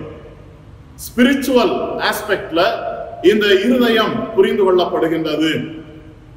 பொதுவாக நாம் பார்க்கின்றோம், மனசாட்சி என்று சொல்லும் பொழுது அது இருதயம் சம்பந்தப்பட்டதாகத்தான் காணப்படுகின்றது. காரணம் என்னவென்றால், ஒரு நல்லது கெட்டதை சொல்ல வேண்டும் என்றாலோ, நியாயம் அநியாயத்தை சொல்ல வேண்டும் என்றாலோ, மனசாட்சி என்பது உனக்கு இருதயம் இருக்குதா, மனசாட்சி இருக்குதா என்று கேட்பார்கள். கடவுள் பயம் என்று சொல்லும் பொழுது அதுவும் இந்த இருதயமும் ஆன்மீகமும் தொடர்புடைய ஒரு விதத்திலே கடவுள் பயத்தை குறித்து நாம் புரிந்து கொள்ளுகின்றோம். கடவுளுக்கு பயப்படுதல், கடவுளை கனப்படுத்துதல், ஆண்டவருக்கு மகிமையை செலுத்துதல், இது எல்லாமே நம்முடைய இருதயம் சம்பந்தப்பட்டதாகவே புரிந்து கொள்ளப்படுகின்றது. ஆகவே நம்முடைய இருதயம் என்பது சரீரம் சார்ந்ததாக, உணர்வு சார்ந்ததாக, ஆன்மீகம் சார்ந்ததாக இருக்கிறது என்பதை நாம் அறிந்து கொள்ள வேண்டும். அதாவது சரீர பிரகாரமாக, உணர்வு பூர்வமாக மட்டுமல்லாமல் ஆவிக்குரிய ரீதியிலே இது புரிந்து கொள்ளப்படுகின்றது. இதிலே இன்னொரு குழப்பம் ஏற்படுகிறது. இருதயம் என்று சொல்லும் பொழுது இருதயத்திற்கும் மூளைக்கும் சிந்தனைக்கும் ஏதாவது தொடர்பு இருக்கிறதா என்றெல்லாம் கூட நாம் ஆராய்ந்து பார்ப்பது உண்டு. நிச்சயமாகவே நம்முடைய இருதயத்திற்கும் மூளைக்கும் நம்முடைய மனசு சிந்தனைக்கும் கண்டிப்பாக தொடர்பு உண்டு. இதுல நாம் பார்ப்போம் என்றால், மூளை என்பது நமக்கு கட்டளை கொடுக்கக்கூடிய ஒரு இடத்திலே இருக்கிறது. இருதயம் அதற்குரியதான ஒரு தீர்மானத்தை எடுக்கிறது. மூளை சொல்லுவதை செய்யலாமா வேண்டாமா என்பதை தீர்மானிக்க வேண்டியது இந்த இருதயம். அதை செயல்படுத்துறது, எக்ஸிக்யூட் பண்றது நம்முடைய மனம், நம்முடைய சிந்தனை என்று சொல்லப்படக்கூடிய அந்த காரியம். ஏனென்றால் இந்த சிந்தனை தான் அதை பகுத்து அறிகின்றது. நான் செய்கின்ற செயல் அல்லது செய்ய போகின்ற செயல் சரியானதா தவறானதா, இதை செய்தால் நல்ல பலன் கிடைக்குமா கிடைக்காதா என்பதையெல்லாம் மிகச்சரியாக கணிப்பது இந்த சிந்தனை, மனசு என்று சொல்லி நாம் சொல்லுகின்றோம். ஆகவே இந்த 3 நிலைகளினுடைய அந்த பயன்பாடு அல்லது அதனுடைய ரோல், அதனுடைய கதாபாத்திரம் என்பது மிக முக்கியமானதாக சரிசமமாக அங்கே பயன்படுகிறது. ஆனால் இருதயம் என்று சொல்லப்படக்கூடிய அந்த நிலை என்பது நம்முடைய முழு வாழ்க்கையையும் கட்டுப்படுத்தக்கூடியதா இருக்கிறது. ஏன்னா டிசிஷன் மேக்கிங் அப்படிங்கிறது இருதயத்திலிருந்து தான் வெளிப்படுகிறது என்பதையும் நாம் அறிந்து கொள்ள வேண்டும். இன்னும் நாம் சொல்ல போனால் இந்த இருதயம், நம்முடைய மூளை, நம்முடைய மனம் என்று சொல்லப்படக்கூடிய இந்த காரியங்கள் எல்லாம் சரிசமமாக புரிந்து கொள்ளப்பட்டிருக்கின்றது. இதெல்லாம் ஒண்ணுதாங்க, இதுக்கெல்லாம் எந்த வித்தியாசமும் இல்லை என்றும் சொல்லக்கூடியவர்கள் உண்டு. காரணம் என்னவென்றால், நாம ஏதாவது வசனத்தை கற்றுக்கொள்ளுகிறோம், படிக்கிறோம் என்று சொன்னால் அதை பைஹார்ட் பண்ணணும் அப்படின்னு சொல்லுவாங்க இல்லையா? பைஹார்ட் பண்ண வேண்டும். அப்ப அது இருதயத்தோடு, ஹார்ட் இல்லையா, பைஹார்ட் இருதயத்தோடு தொடர்பு படுத்தப்படுகிறது. தமிழ்ல சொல்லுகிறோம் என்றால் மனப்பாடம் செய்ய வேண்டும் என்று சொல்லப்பட்டிருக்கின்றது. அல்லது மனதிலே உன்னால் புரிந்து கொள்ள முடிகிறதா, மனதிலே உனக்கு பதிந்து விட்டதா என்று கேட்பார்கள். அப்ப அங்க மனம் என்கின்றதான நிலைக்கு போகிறது. சில நேரங்களிலே நான் இவ்வளவு சொல்லிக்கிட்டு இருக்கிறேனே, உன் மூளையில படுதா, உன் மூளைக்கு ஏறிடுச்சா என்று கேட்பார்கள். அப்போ எல்லாமே இந்த இருதயம், மூளை, மனம் என்று சொல்லப்படுகிறவைகள் ஒன்றுக்கொன்று பின்னி பிணைந்து கிடப்பதாக இருக்கிறது.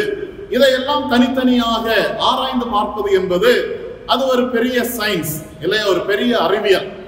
இதையெல்லாம் தத்துவ ஞானிகள் எல்லாம் பல தத்துவங்களை கொண்டு விளக்குவார்கள். இவையெல்லாம் ஒன்றாக இருக்கிறது என்று சொல்லுவார்கள், தனித்தனியாக இருக்கிறது என்று சொல்லுவார்கள், சரிசமமாக இருக்கிறது என்று சொல்லுவார்கள். இன்னும் பல காரியங்களை இதிலே சொல்லக்கூடும்.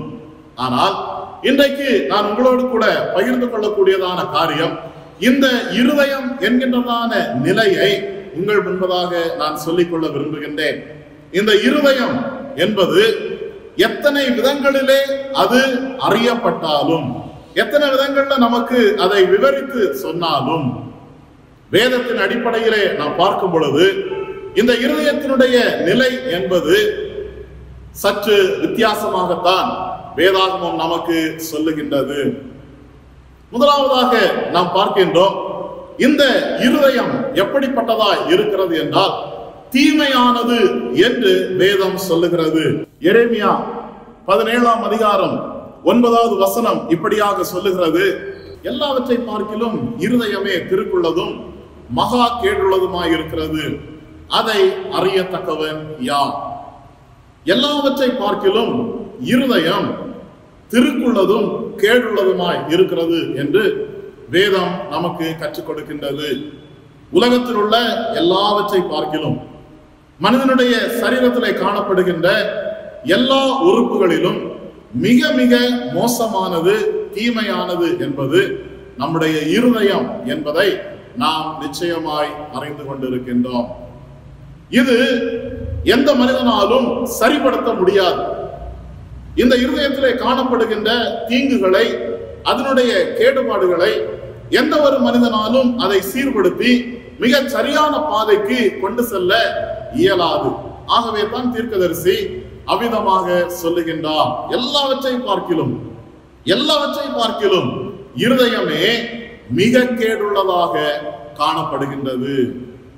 எந்த மனிதன் நல்லவன், எந்த மனிதன் கெட்டவன் என்று முகத்தை பார்த்து நாம் ஒரு காலம் கண்டுபிடிக்க முடியாது. இருதயத்திலே அவன் கொண்டிருக்கின்ற சிந்தனையின் அடிப்படையிலான அவனுடைய நடவடிக்கைகள், அவனுடைய பிஹேவியர்ஸ் என்று சொல்லலாம். இந்த பிஹேவியர் தான் ஒரு மனிதனை நல்லவனா கெட்டவனா என்று காண்பிக்கக்கூடியதாய் இருக்கின்றது. சில நேரங்களிலே அவன் நல்லவனை போல பிஹேவ் பண்ணுவான், ஆனா அவனுடைய இருதயம் கேடுபாடுடையதாய் காணப்படும். நல்லவனாக ரொம்ப நாள் ஆக்ட் பண்ண முடியாது. கெட்டவனை போல, அல்லது எனக்கு யாருமே பக்கத்திலே தொடர்பிலே இல்லை, எனக்கு யாரையுமே தெரியாது என்று சொல்லி ஒதுங்கி இருக்கிறவர்கள் கூட ரொம்ப நாள் அப்படி இருக்க முடியாது. ஒரு மனிதனுடைய இருதயத்திலே காணப்படுகின்ற சிந்தனை, தீர்மானம் என்கின்ற காரியங்கள் எல்லாம் அவனுடைய வாழ்க்கையினுடைய செயல்பாடுகளிலே ஏதோ ஒரு விதத்திலே வெளிப்படக்கூடியதாய் காணப்படுகின்றது. நீங்கள் எல்லாரும் வாலிபர்களாய் இருக்கிறீர்கள். உங்களுக்கு நிறைய நண்பர்கள் கண்டிப்பாக இருப்பார்கள். பள்ளிக்கூடங்களிலே, கல்லூரிகளிலே நீங்கள் படிக்கும் பொழுது நிறைய நண்பர்கள் இருப்பார்கள். வேலை செய்கின்ற இடங்களுக்கு நீங்கள் செல்லும் பொழுது அங்கேயும் அதிகமாக நண்பர்கள் கிடைப்பார்கள். ஆனால் அதிலே எல்லா நண்பர்களோடும் நாம் பழகுவது இல்லை. நமக்கு ஏற்றவர்கள், நம்மோடு கூட சிரிக்கிறவர்கள், நமக்கு உதவி செய்கிறவர்கள், நம்ம சொல்லுகிற ஜோக்குக்கெல்லாம் சிரிக்கிறவங்க, நம்முடைய கஷ்டங்களை எல்லாம் சொல்லும் பொழுது சரிடா பரவாயில்ல விடு பார்த்துக்கலாம் என்று நமக்கு தைரியம் சொல்லுகிறவர்கள், இப்படிப்பட்டவங்களை தான் நாம சேர்த்து வைத்துக் கொள்ளுகின்றோம். காரணம் என்னவென்றால் அந்தந்த மனிதனுடைய நடவடிக்கைகளின் மூலமாய் அவனுடைய இருதயம் எப்படிப்பட்டது என்பதை நாம் தெரிந்து வைத்திருக்கின்றோம். நம்மை பார்க்கின்ற மற்றவர்கள் கூட அப்படித்தான் நம்மை கணிக்கின்றார்கள். இந்த இருதயம் திருக்குள்ளதும் கேடுள்ளதுமா இருக்கிறது என்று பொதுப்படையாக சொன்னாலும் அதிகமாக இந்த இருதயம் கேடு அடையக்கூடிய பருவம் என்னவென்றால் இந்த வாலிப பருவம். இந்த யங் ஸ்டேஜ்ல நாம் பார்ப்போம் என்றால் நம்முடைய இருதயம் பல காரியங்களை நினைக்கும், பல காரியங்களை தீர்மானிக்கும். சரியா தப்பா என்றெல்லாம் யோசிக்காது. என்னுடைய மனதில் பட்டதை நான் செய்கிறேன் என்று சொல்லி அதுக்கு வேற சப்போர்ட் பேசிக்கிட்டு இருப்பாங்க.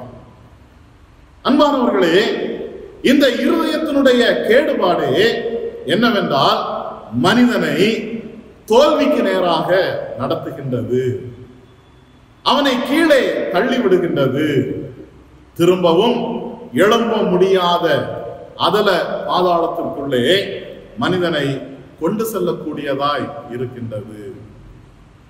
அப்ப இந்த இருதயத்தை என்ன பண்ணணும்? நம்ம ரொம்ப கேர்ஃபுல்லா பார்த்துக்கணும். அது தீமையானதாய் இருக்கின்றபடியினாலே அது தீமையிலே அழிந்து விடாதபடிக்கு அதை காத்து கொள்ள வேண்டியது நம்முடைய கடமை.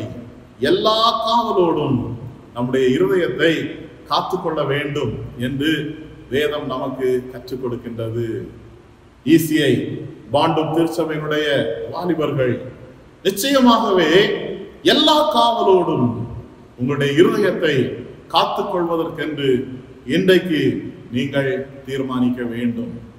இரண்டாவதாக நாம் பார்க்கும் பொழுது அங்கே இருதயம் எப்படிப்பட்டதாய் இருக்கிறது என்றால் அது மாயையானது என்று சொல்லப்பட்டிருக்கின்றது.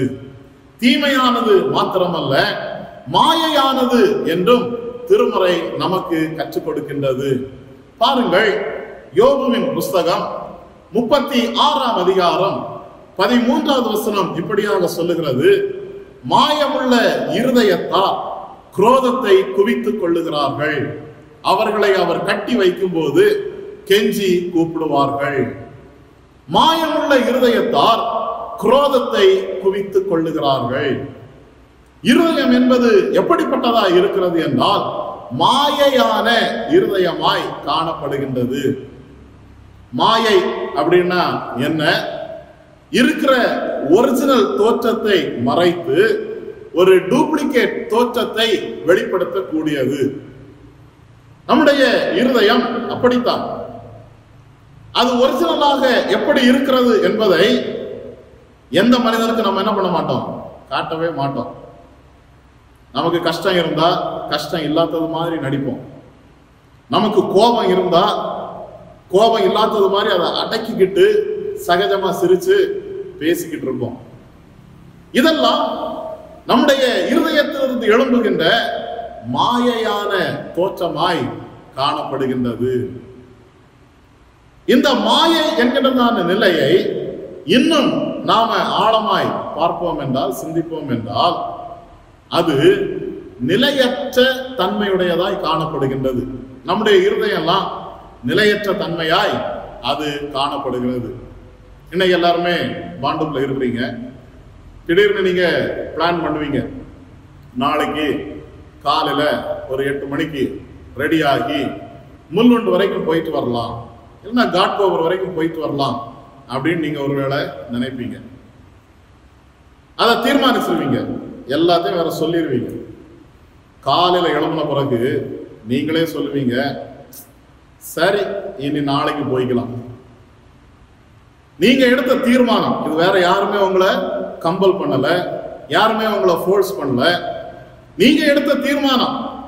நான் 8 மணிக்கு கிளம்பி இங்க போவேன்னு நீங்க தான் தீர்மானிச்சீங்க. ஆனா அதை திரும்ப அழிக்கிறது யாரு? நீங்களே தான். அதை தான் மாத்துறீங்க. ஏன் இப்படி நடக்கிறது என்றால், இந்த இருதயத்தினுடைய நிலை என்பது ஸ்டேபிளாக இருப்பதில்லை. அது அலைவுபடக்கூடியதாக, இன்ஸ்டேபிளாக அது இருக்கிறது என்பதையும் நாம் கண்கூடாக நம்முடைய வாழ்க்கையின் மூலமாய் நாம் அறிந்திருக்கின்றோம். இந்த மாயமுள்ள இருதயத்திலே என்ன தங்கி இருக்கும் என்றால் குரோதம் தான் தங்கி இருக்கும். எவ்வளவு பெரிய டேஞ்சர் இல்லையா? இருதயம் மாயையாக இருக்கும் என்றால், அதனுடைய ஒரிஜினல் தன்மையை அது வெளிப்படுத்தவில்லை என்றால், அதற்குள்ளே குடியிருக்கக்கூடிய காரியம் அல்லது மாயையான இருதயத்தினாலே நாம் கண்டடைகின்ற ப்ராஃபிட் என்னன்னா குரோதம் தான். வயலன்ஸ், வன்மம் நம்முடைய செயல்பாடுகளிலே அது வெளிப்படும். இதற்கும் நான் பல உதாரணங்களை சொல்ல முடியும். நேரத்தை கருத்திலே கொண்டு நான் சுருக்கமாக உங்களோடு கூட நான் பகிர்ந்து கொள்ளுகின்றேன்.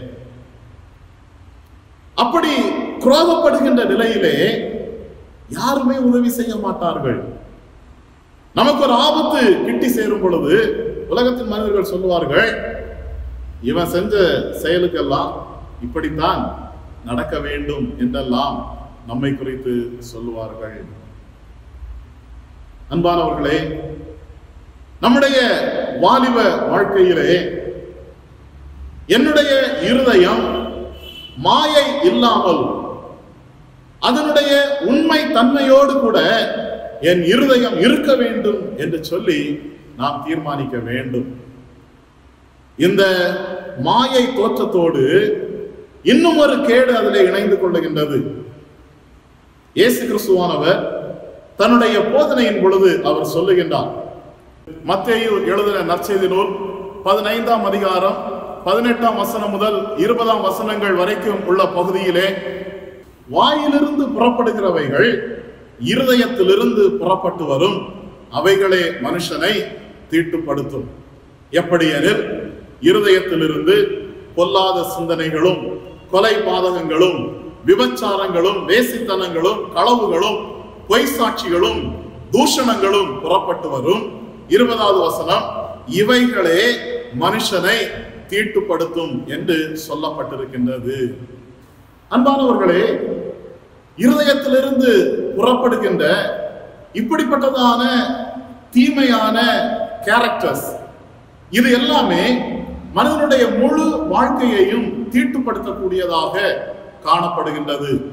ஒரு மனிதன் வெளி தோற்றத்திலே எவ்வளவு நல்லவனாக, எவ்வளவு சிறந்தவனாக காணப்பட்டாலும் அவனுடைய இருதயத்திற்குள்ளிருந்து எழும்புகின்றதான, வெளியே புறப்பட்டு வருகின்றதான இப்படிப்பட்டதான மாயையான காரியங்கள் ஒரு மனிதனுடைய டிகினிட்டியை, அவனுடைய செல்வாக்கை குறைக்கக்கூடியதான இப்படிப்பட்டதான தீமைகள் மனிதனை தீட்டுப்படுத்தக்கூடியதாய் காணப்படுகின்றது. மனிதனுடைய வாழ்க்கையிலே அவன் சேர்த்து வைத்திருக்கின்ற நற்பெயர்களை அவமாக்கக்கூடியதாக இருக்கிறது என்று சொல்லி திருமறை நமக்கு கற்றுக் கொடுக்கின்றது. அன்பான வாலிபர்களே, இந்த வாலிப காலங்களிலே நம்முடைய இருதயங்களில் இப்படிப்பட்டதான தீமைகள், இப்படிப்பட்டதான மாயைகள் அதிகமாக வந்து சேர்ந்து மலிந்து விடுகின்றன. ஆண்டவரை விட்டு தூரம் செல்லக்கூடியதான சூழ்நிலைகளை இருதயத்திலிருந்து புறப்படுகின்ற இந்த மாயையான காரியங்கள் நமக்கு ஏற்படுத்தி விடுகின்றன. ஆண்டவரை விட்டு தூரம் போய்விட்டோம் என்றால் அதற்கு மேலே இந்த உலகத்தில் எதையுமே நாம் சாதிக்க முடியாது. ஆனால் இன்றைக்கு பலர் அப்படித்தான் நினைத்துக் கொண்டிருக்கின்றார்கள். என் மனசு என்ன சொல்லுது, என் இருதயம் எதை விரும்புகிறது, என் இருதயத்திலிருந்து என்னென்ன காரியங்கள் புறப்பட்டு வருகின்றது, அவை எனக்கு போதும், எனக்கு ஆண்டவர் வேண்டாம், எனக்கு ஆலயம் வேண்டாம், எனக்கு வேதம் வேண்டாம், ஜெபம் வேண்டாம் என்று சொல்லி இருதயத்திற்குள்ளிருந்து புறப்படுகின்ற இந்த மாயையான காரியங்களிலே தங்களை அடிமைப்படுத்திக் கொள்ளுகின்ற வாலிபர்கள் இந்த உலகத்திலே தோற்று போனவர்களாய் இருக்கின்றார்கள். இன்றைய வாலிபர்களிடத்திலே அதிகமாக எழுப்புகின்ற கேள்வி என்னவென்றால், தவறு செய்கிறாய் என்று யாராவது குற்றம் சாட்டினால் இந்த தவறை செய்வதிலே என்ன தவறு என்றுதான் திரும்ப கேட்பார்கள். அப்படி என்ன நான் பெருசா தவறு பண்ணிவிட்டேன் என்று கேட்பார்கள். காரணம் என்னவென்றால், அவனுடைய இருதயத்திலே அவன் தீர்மானித்திருக்கின்ற காரியம் என்ன, இதெல்லாம் தவறல்ல, இந்த விஷயங்கள் எல்லாம் சரியானவை, இந்த விஷயங்கள் எனக்கு ஏற்புடையது. இப்படி ஒரு லிஸ்ட் வைத்திருக்கிறதுனால பெரியவர்களோ நண்பர்களோ டேய் நீ செய்யறது தப்பு அப்படின்னு சொன்னா இதுல என்ன தப்பு இருக்கு, நான் பார்த்து கொள்ளுகிறேன், நான் இதை ஃபேஸ் பண்ணிக்கிறேன் அப்படின்னு சொல்லி இன்றைய வாலிபர்கள் மிகுந்த துணிவோடு கூட அவர்கள் செயல்படுவதை நாம் பார்க்க முடிகின்றது. இல்லை, ஆண்டவரை விட்டு நம்மை தூரப்படுத்துகின்ற எந்த செயல்களும் நமக்கு ஆபத்தாக முடியும் என்பதிலே எந்த விதமான சந்தேகமும் இல்லை. அப்ப நம்முடைய இருதயம் தீமையானது என்று நாம் பார்த்தோம், மாயையானது என்றும் நாம் பார்த்தோம். மூன்றாவதாக நாம் பார்க்கும் பொழுது இந்த இருதயம் எப்படிப்பட்டதாய் இருக்கிறது என்றால் அது கொடுமையானதாக காணப்படுகின்றது. நம்முடைய இருதயங்கள் கொடுமையானதாக சீரழியக்கூடிய நிலையிலே இருக்கிறது என்பதை என்றைக்காவது நாம் சிந்தித்து பார்த்திருக்கின்றோமா? பாருங்கள், எந்த அளவிற்கு நம்முடைய இருதயம் கொடுமையானது, மனிதனுடைய வாழ்வை கொடுமைக்கு நேராய் இட்டு செல்லுகிறது அப்படிங்கிறத வேதத்திலே ஒரு பகுதி நமக்கு சுட்டி காட்டுகின்றது. ரோமர் 1ஆம் அதிகாரம் 21ஆம் வசனம் முதல் 22ஆம் வசனங்கள் வரைக்கும் உள்ள பகுதியை நாம் வாசிக்கும் பொழுது, அவர்கள் தேவனை அறிந்தும் அவரை தேவன் என்று மகிமைப்படுத்தாமலும் ஸ்தோத்தரியாமலும் இருந்து தங்கள் சிந்தனைகளினாலே வீணரானார்கள். உணர்வில்லாத அவர்களுடைய இருதயம் இருளடைந்தது. அவர்கள் தங்களை ஞானிகள் என்று சொல்லியும் பைத்தியக்காரராக மாறிவிட்டார்கள். தேவனை அறிந்தும் அவரை தேவன் என்று மகிமைப்படுத்தவோ அவரை ஸ்தோத்தரிக்கவோ இயலாமல் தங்களுடைய சிந்தனைகளினாலே வீணரானார்கள். பாருங்க, இருதயம், சிந்தனை, மூளை, அறிவு, ஞானம், இது எல்லாமே ஒன்றுக்கொன்று இணைந்து பிணைந்து காணப்படுகின்றன. ஆண்டவரை அறிந்திருந்தும் ஆண்டவரை அறிந்து கொள்ளுகின்ற ஞானம் இருந்தும் அவரை தேவன் என்று மகிமைப்படுத்துவதில்லை, ஆண்டவரை கனப்படுத்துவதில்லை, ஸ்தோத்தரிப்பதில்லை. ஆகவே தங்கள் சிந்தனைகளிலே வீணராகின்றார்கள். உணர்வில்லாத அவர்களுடைய இருதயம் இருளடைந்தது. எப்படியெல்லாம் லிங்க் ஆகி வருதுன்னு பாருங்க. இந்த இருதயம் சரியாக இருக்கும் என்றால் மனிதனுடைய அறிவு, மனிதனுடைய சிந்தனை, அவனுடைய புத்தி எல்லாமே சரியாக இருக்கும். இதுல கொடுமையான காரியம் என்னவென்றால், தேவனை அறிந்திருந்தும் இருதயம் என்ன செய்கின்றது? இருளடைந்து காணப்படுகின்றது. மற்ற நண்பர்கள் எப்படி இருக்கிறார்களோ அதை குறித்து கவலை இல்லை. அவன் அப்படி செய்யறான, அவங்க வீட்டுல எதுவுமே சொல்றது இல்லையே, அவன மாதிரிதானே நானும் படிக்கிறேன், அவன மாதிரிதானே நானும் வேலை செய்யறேன், நான் செஞ்சா மட்டும் ஏன் நீங்க திட்டுறீங்க? இது நம்ம பிள்ளைகள் நம்ம பெற்றோரிடத்துல கேட்கிற கேள்வி. நம்ம வாலிபர்கள் எல்லாம் அப்படிதான் கேட்டுக்கிட்டு இருக்கிறோம். நான் செஞ்சா மட்டும் தவறு ஏன்? நாம் ஆண்டவரை அறிந்தவர்கள். தேவனை அறிகின்ற அறிவை சின்ன வயசுல இருந்தே நமக்கு ஊட்டி இருக்கிறாங்க. நம்ம அப்பா அம்மா எப்படி வளர்ந்தாங்களோ அதே பயபக்தியோடு தான் நம்மை வளர்த்திருக்கிறார்கள். ஆனா நம்முடைய இருதயத்திலே ஏற்பட்டிருக்கின்ற கொடுமையான காரியம் என்னவென்றால், தேவனை அறிந்திருந்தும் நம்முடைய வாழ்க்கையின் மூலமாய், நம்முடைய வாலிபத்தின் மூலமாய், நம்முடைய தாளந்துகள் மூலமாய், நம்முடைய நேரத்தை கொடுப்பதன் மூலமாய் ஆண்டவரை மகிமைப்படுத்துவதில்லை, ஆண்டவரை ஸ்தோத்தரிப்பதில்லை, ஆண்டவருக்கு பயப்படுகின்ற பயத்தை வெளிப்படுத்துவதில்லை. இருதயம் இருளடைந்து போய் உணர்வில்லாதவர்களாய் வீணரானவர்களாய் காணப்பட்டு தங்களை ஞானிகள் என்று சொல்லியும் பைத்தியக்காரராக இன்றைக்கு அலைந்து கொண்டிருக்கின்றார்கள். இன்றைக்கு திருச்சபைகளுக்குள்ளே எத்தனை வாலிபர்களைத்தான் பார்க்க முடிகின்றது? பாண்டப் சர்ச்சை பத்தி பிரச்சனை இல்லை.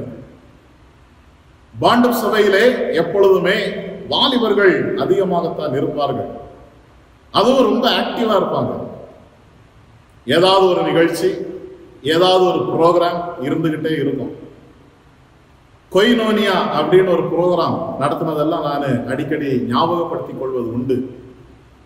தாளந்துகளை வெளிப்படுத்துகின்ற ஒரு நிகழ்ச்சி, ஆண்டவருடைய ஆலயத்திலே கூடி வந்து வாலிபர்களாக ஒன்றிணைந்து ஒருவரை ஒருவர் பாராட்டுகின்ற, உற்சாகப்படுத்துகின்ற நல்ல ஒரு நிகழ்ச்சி. அன்பானவர்களே, உணர்வற்றவர்களாய் இருளடைந்தவர்களாய் ஞானிகள் என்று சொல்லியும் பைத்தியக்காரர்களாக இந்த உலகத்திலே நம்மை அடையாளப்படுத்தினது போதும். எல்லா காவலோடும் இருதயத்தை காத்துக்கொள்ள வேண்டும். அதே அதிகாரம் 28வது வசனம் சொல்லுகிறது, தேவனை அறியும் அறிவை பற்றி கொண்டிருக்க அவர்களுக்கு மனதில்லாதிருந்தபடியா தகாதவைகளை செய்யும்படி தேவன் அவர்களை கேடான சிந்தைக்கு ஒப்பு கொடுத்தார். தேவனை பற்றி அறிகின்ற அறிவை பற்றி கொண்டிருப்பதற்கு அவங்களுக்கு மனசே கிடையாது. இன்றைக்கு ஆகஸ்ட் 15ஆம் தேதி இப்படி நீங்கள் எல்லாரும் கூடி வந்திருக்கிறீர்கள் என்றால் எனக்கு மிகவும் சந்தோஷமாக இருக்கிறது. தேவனை அறியும் அறிவை பற்றி கொண்டிருப்பதற்கு நீங்கள் இன்றைக்கு உங்களை அர்ப்பணித்திருக்கின்றீர்கள். அதுதான் ஞானம் என்று உங்களுக்கு தெரிந்திருக்கிறது. அதிலேதான் மேன்மை இருக்கிறது என்பதை நீங்கள் அறிந்திருக்கின்றீர்கள். அதற்காகத்தான் உங்களை குறித்து ஆண்டவரை ஸ்தோத்திரிக்கின்றேன். இந்த வாலிப காலம் என்று சொல்லும் பொழுது எல்லா வாலிபர்களும் தங்களை ஞானிகள் என்று காட்டுவதிலேதான் பெரிய மகிழ்ச்சி.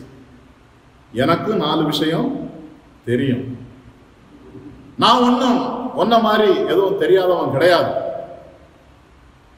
அப்படின்னு சொல்லிக் கொள்வதிலே ஒரு பெருமை, ஒரு மகிழ்ச்சி. இது எல்லா வாலிபர்களுக்கும் இருக்கும். ஏதாவது அவங்களுக்கு தெரியாவிட்டாலும் தெரியாத விஷயத்தை பத்தி நல்லா ரீலும் விட்டுருவாங்க. எத்தனை பேர் அதை விளக்கினாலும் ஏற்றுக்கொள்ளவும் மாட்டார்கள். ஒரு முறை ஒரு வாலிபன் கம்ப்யூட்டர்ல யூஸ் பண்ற மவுஸ கடையில இருந்து வாங்கிட்டு போனவன் கம்ப்யூட்டர்ல போட்டு அதை யூஸ் பண்ணா அது ஒர்க் ஆகல, ரிப்பேர் ஆயிடுச்சு அப்படின்னு சொல்லி அவன் அந்த மவுஸை எடுத்துட்டு திரும்ப கடைக்கு வந்தான். கடையில வந்து கடைக்காரன்ட்ட கொடுத்தான், ஏன்பா உன்கிட்ட வாங்கின மவுஸ் புதுசா இப்பதான் வாங்கிட்டு போனேன், ஆனா ஒர்க் ஆகலையே அப்படின்னு சொன்ன உடனே, அப்படியெல்லாம் இருக்காத, நல்லா தானே ஒர்க் ஆகும், இங்க கொடு அப்படின்னு சொல்லி கடைக்காரன் வாங்கி அவன்கிட்ட இருந்த கம்ப்யூட்டர்ல போட்டு பார்த்தான். மவுஸ் நல்லா தான் ஒர்க் ஆகுது, நீ எப்படி இது ஒர்க் ஆகலைன்னு சொல்ற அப்படின்னு சொல்லி திரும்ப அந்த வாலிபன்ட்ட இந்த மவுஸை கொடுத்தான். கொடுத்தோன்னு அந்த வாலிபன் சொன்னான், இது சத்தியமா ஒர்க்கே ஆகலைங்க, இந்த மவுஸை கொண்டு போய் என் கம்ப்யூட்டர்ல போட்டேன், போட்டு அந்த பேஜை நான் வந்து செலக்ட் பண்ணி அதை காப்பி பண்ணிட்டேன், காப்பி பண்ணிட்டு இந்த மவுஸை எடுத்து இன்னொரு கம்ப்யூட்டர்ல போட்டு நான் அங்க பேஸ்ட் பண்ணா பேஸ்ட் ஆக மாட்டேங்குது. உங்களுக்கு புரிஞ்சிருக்கும்னு நினைக்கிறேன். அந்த வாலிபன் மவுஸை பென் டிரைவ்னு நினைச்சுக்கிட்டு அதை போலவே உபயோகப்படுத்த அவன் முயற்சி செய்தான்.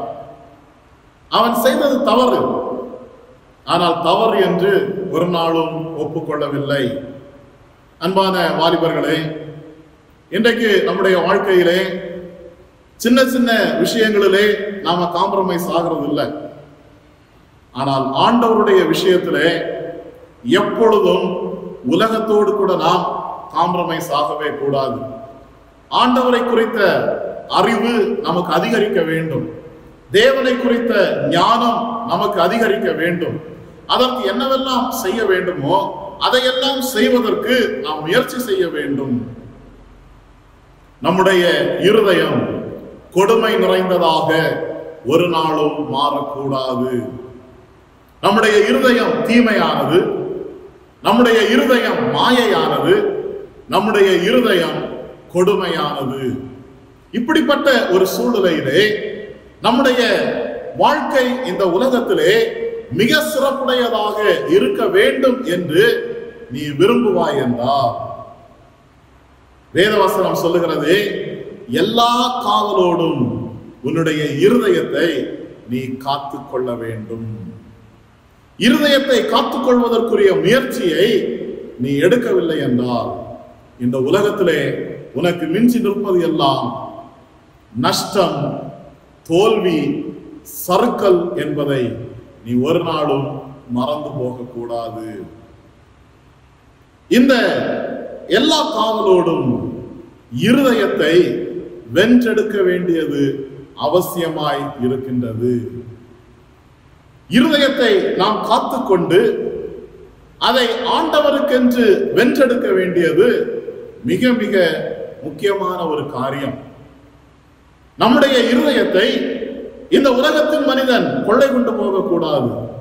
இந்த உலகத்தின் மனிதன் வெற்றி கொள்ளக்கூடாது. ஆண்டவர் நம்முடைய இருதயத்தை வென்றெடுக்க வேண்டும். அப்படிப்பட்ட ஒரு மனிதனை நாம் வேதத்திலே வாசிக்க முடியும். தானியேல் தீர்க்கதரிசியின் புஸ்தகம் 1ஆம் அதிகாரம் 8வது வசனத்திலே நாம் பார்க்கின்றோம். தானியேல் ராஜாவின் போஜனத்தினாலும் அவர் பானம் பண்ணும் திராட்சரசத்தினாலும் தன்னை தீட்டுப்படுத்தலாகாது என்று தன் இருதயத்தில் தீர்மானம் பண்ணிக்கொண்டு தன்னை தீட்டுப்படுத்தாதபடி பிரதானிகளின் தலைவனிடத்தில் வேண்டிக் கொண்டான். தானியேல் தன்னுடைய இருதயத்திலே தீர்மானம் பண்ணிக்கொண்டான். தானியேல் என்பவன் ஒரு வாலிபன். எருசலேமிலே ஆண்டவரிடத்திலே மிகுந்த பயபக்தியோடு கூட வாழ்ந்தவன். நேபுகாத்நேச்சாரால் பாபிலோனுக்கு சிறை கைதியாக அழைக்கப்பட்டு கொண்டு போகின்றான். பல இஸ்ரவேல மக்கள் அங்கே கடந்து சென்றார்கள். இந்த தானியேலும் அங்கே கடந்து செல்லுகின்றார். அந்த இடத்திலே இவனுடைய அறிவையும் இவன் ரொம்ப ஆக்டிவா செயல்படுவதையும் கண்டு அவனுக்கு நல்ல ப்ரொமோஷன் எல்லாம் கொடுக்கிறாங்க. அந்நிய தேசத்திலே அடிமையாக கொண்டு செல்லப்பட்ட அந்த தேசத்திலே இவனுக்கு பல உயர்வுகள் கிடைக்கின்றன. அந்த நேரத்திலே அவன் என்ன சாப்பிட வேண்டும் என்று தீர்மானித்திருந்தானோ அதற்கு எதிரான ஆஃபர் அவனுக்கு கொடுக்கப்படுகின்றது. நீ இப்பொழுது ராஜ அரண்மனையிலே இருக்கிறாய். ராஜாவுக்கு மிக நெருக்கமாய் நீ இருக்கிறாய். மற்ற மனிதர்களை காட்டிலும் நீ உயர்ந்தவனாய் இங்கே காணப்படுகின்றாய். அதனால உனக்கென்று விசேஷித்த உணவை கொடுக்க ராஜா சொல்லி இருக்கிறார்.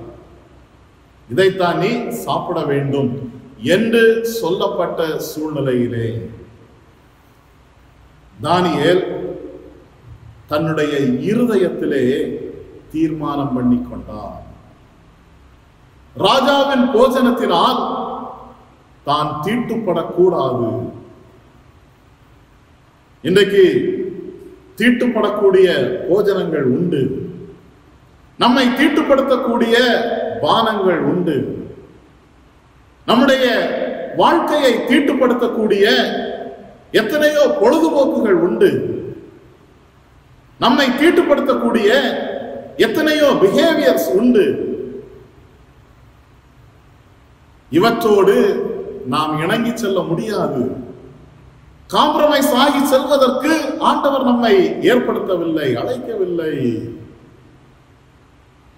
நம்முடைய இருதயத்திலே நாம் தீர்மானித்திருப்போம் என்றால் நிச்சயமாகவே இந்த உலகம் நம்மை தீட்டுப்படுத்துவதற்கு நாம் இடம் கொடுக்க மாட்டோம். அருமையான வாலிபர்களே, நீங்கள் உங்களை யோசித்து பாருங்கள். உங்களுடைய வாழ்வை யோசித்து பாருங்கள். இருதயத்தை எல்லாம் கண்ட்ரோல் பண்ண முடியாதுயா. அதையெல்லாம் பிடிச்சு நிப்பாட்டுனா நிக்க மாட்டேங்குது. அது பாட்டுக்கு அது விருப்பத்திற்கு ஓடிக்கிட்டே இருக்கு என்று நீ சொல்லுகிறாயா? தானியேலை எப்பொழுதும் நினைச்சீங்க. தானியேல் என்கின்றதான வாலிபனை நீங்கள் நினைத்துக் கொள்ளுங்கள். அவனுடைய ஞானத்தை அங்கே கொண்டு வரவில்லை. அவனுடைய புத்தியிலே எழும்புகின்ற காரியங்களை அவன் கொண்டு வரவில்லை. அறிவு சார்ந்த விவாதங்களை அவன் அங்கே முன்வைக்கவில்லை. நான் கேட்கிற கேள்விக்கு யாரும் பதில் சொல்ல முடியாது என்கின்றதான அப்படிப்பட்டதான குறுக்கு வழிகளை தானியேல் கொண்டு வரவில்லை. தன்னுடைய இருதயத்திலே அவன் தீர்மானித்து விட்டான். அவனுடைய புத்தி, அவனுடைய ஞானம், அவனுடைய சிந்தனை, அவனுடைய மனசு என்ன அவனை மாற்றினாலும் அவன் மாறப்போவதில்லை. அதுதான் தானியேல். அப்படிப்பட்ட வாழ்க்கை இன்றைக்கு வாலிபர்களாகிய உங்களுக்குள்ளே நிச்சயமாய் இருக்க வேண்டும். எல்லா காவலோடும் இருதயத்தை காத்துக்கொள்ள வேண்டும். இருதயத்தை காத்து அதை வென்றெடுக்க வேண்டியது நம்முடைய கடமை. தானியேலால வென்றெடுக்க முடியுதுன்னா உங்களாலையும் வென்றெடுக்க முடியும். தானியேலால் இருதயத்திலே தீர்மானம் பண்ணிக்கொள்ள முடியும் என்றால் உங்களாலேயும் தீர்மானம் பண்ணிக்கொள்ள முடியும். வெல்வது அவசியம். உங்கள் இருதயத்தை வென்றெடுத்து ஆண்டவருடைய கரங்களிலே அர்ப்பணிக்க வேண்டியது மிக மிக முக்கியமான ஒரு காரியம். அப்படி நீங்கள் வென்றெடுப்பீர்கள் என்றால்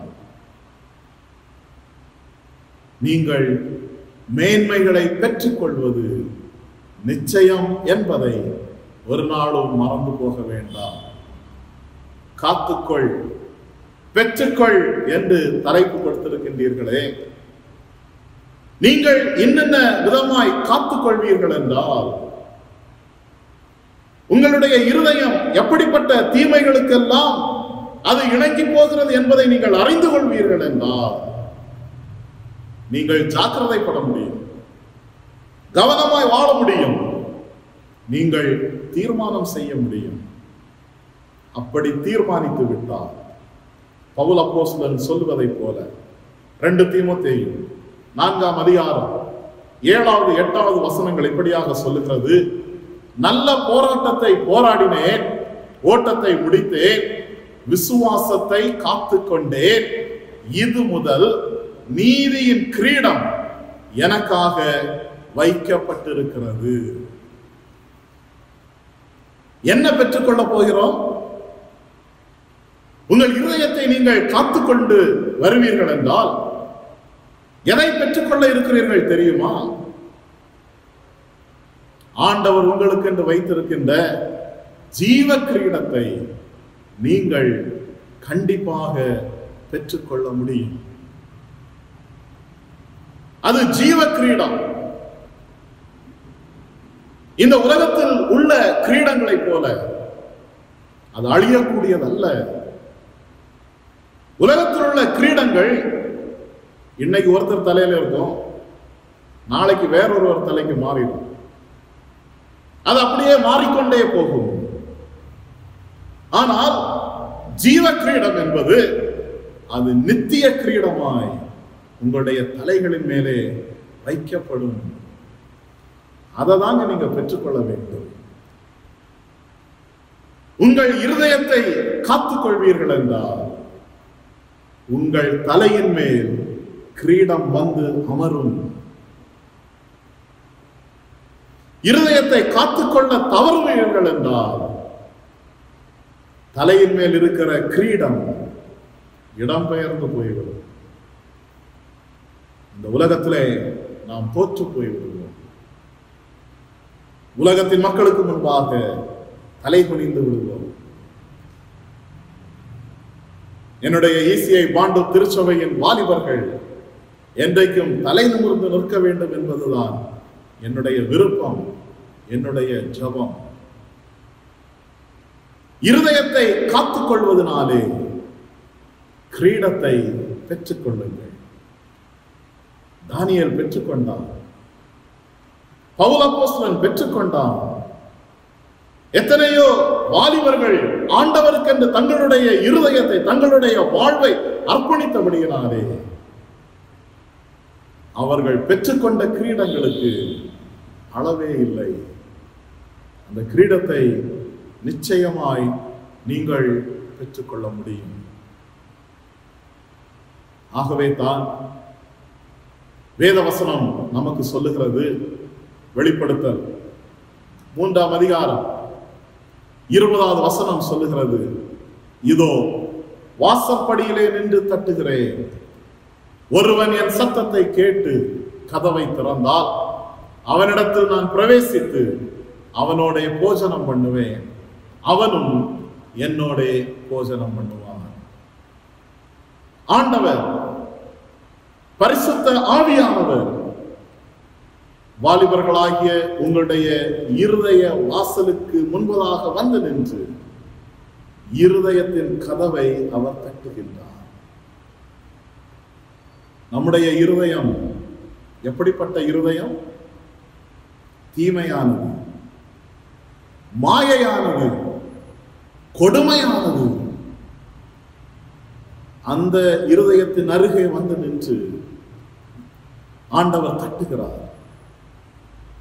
வாசற்படியிலே நின்று தட்டுகிறேன், நான் தட்டுகிறேனுடைய சத்தத்தை கேட்டு நீ கதவை திறந்தால் நான் உன்னுடைய இருதயத்திற்குள்ளே பிரவேசித்து உன்னோடு கூட போஜனம் பண்ணுவேன், நீயும் என்னோடு கூட போஜனம் பண்ண முடியும்.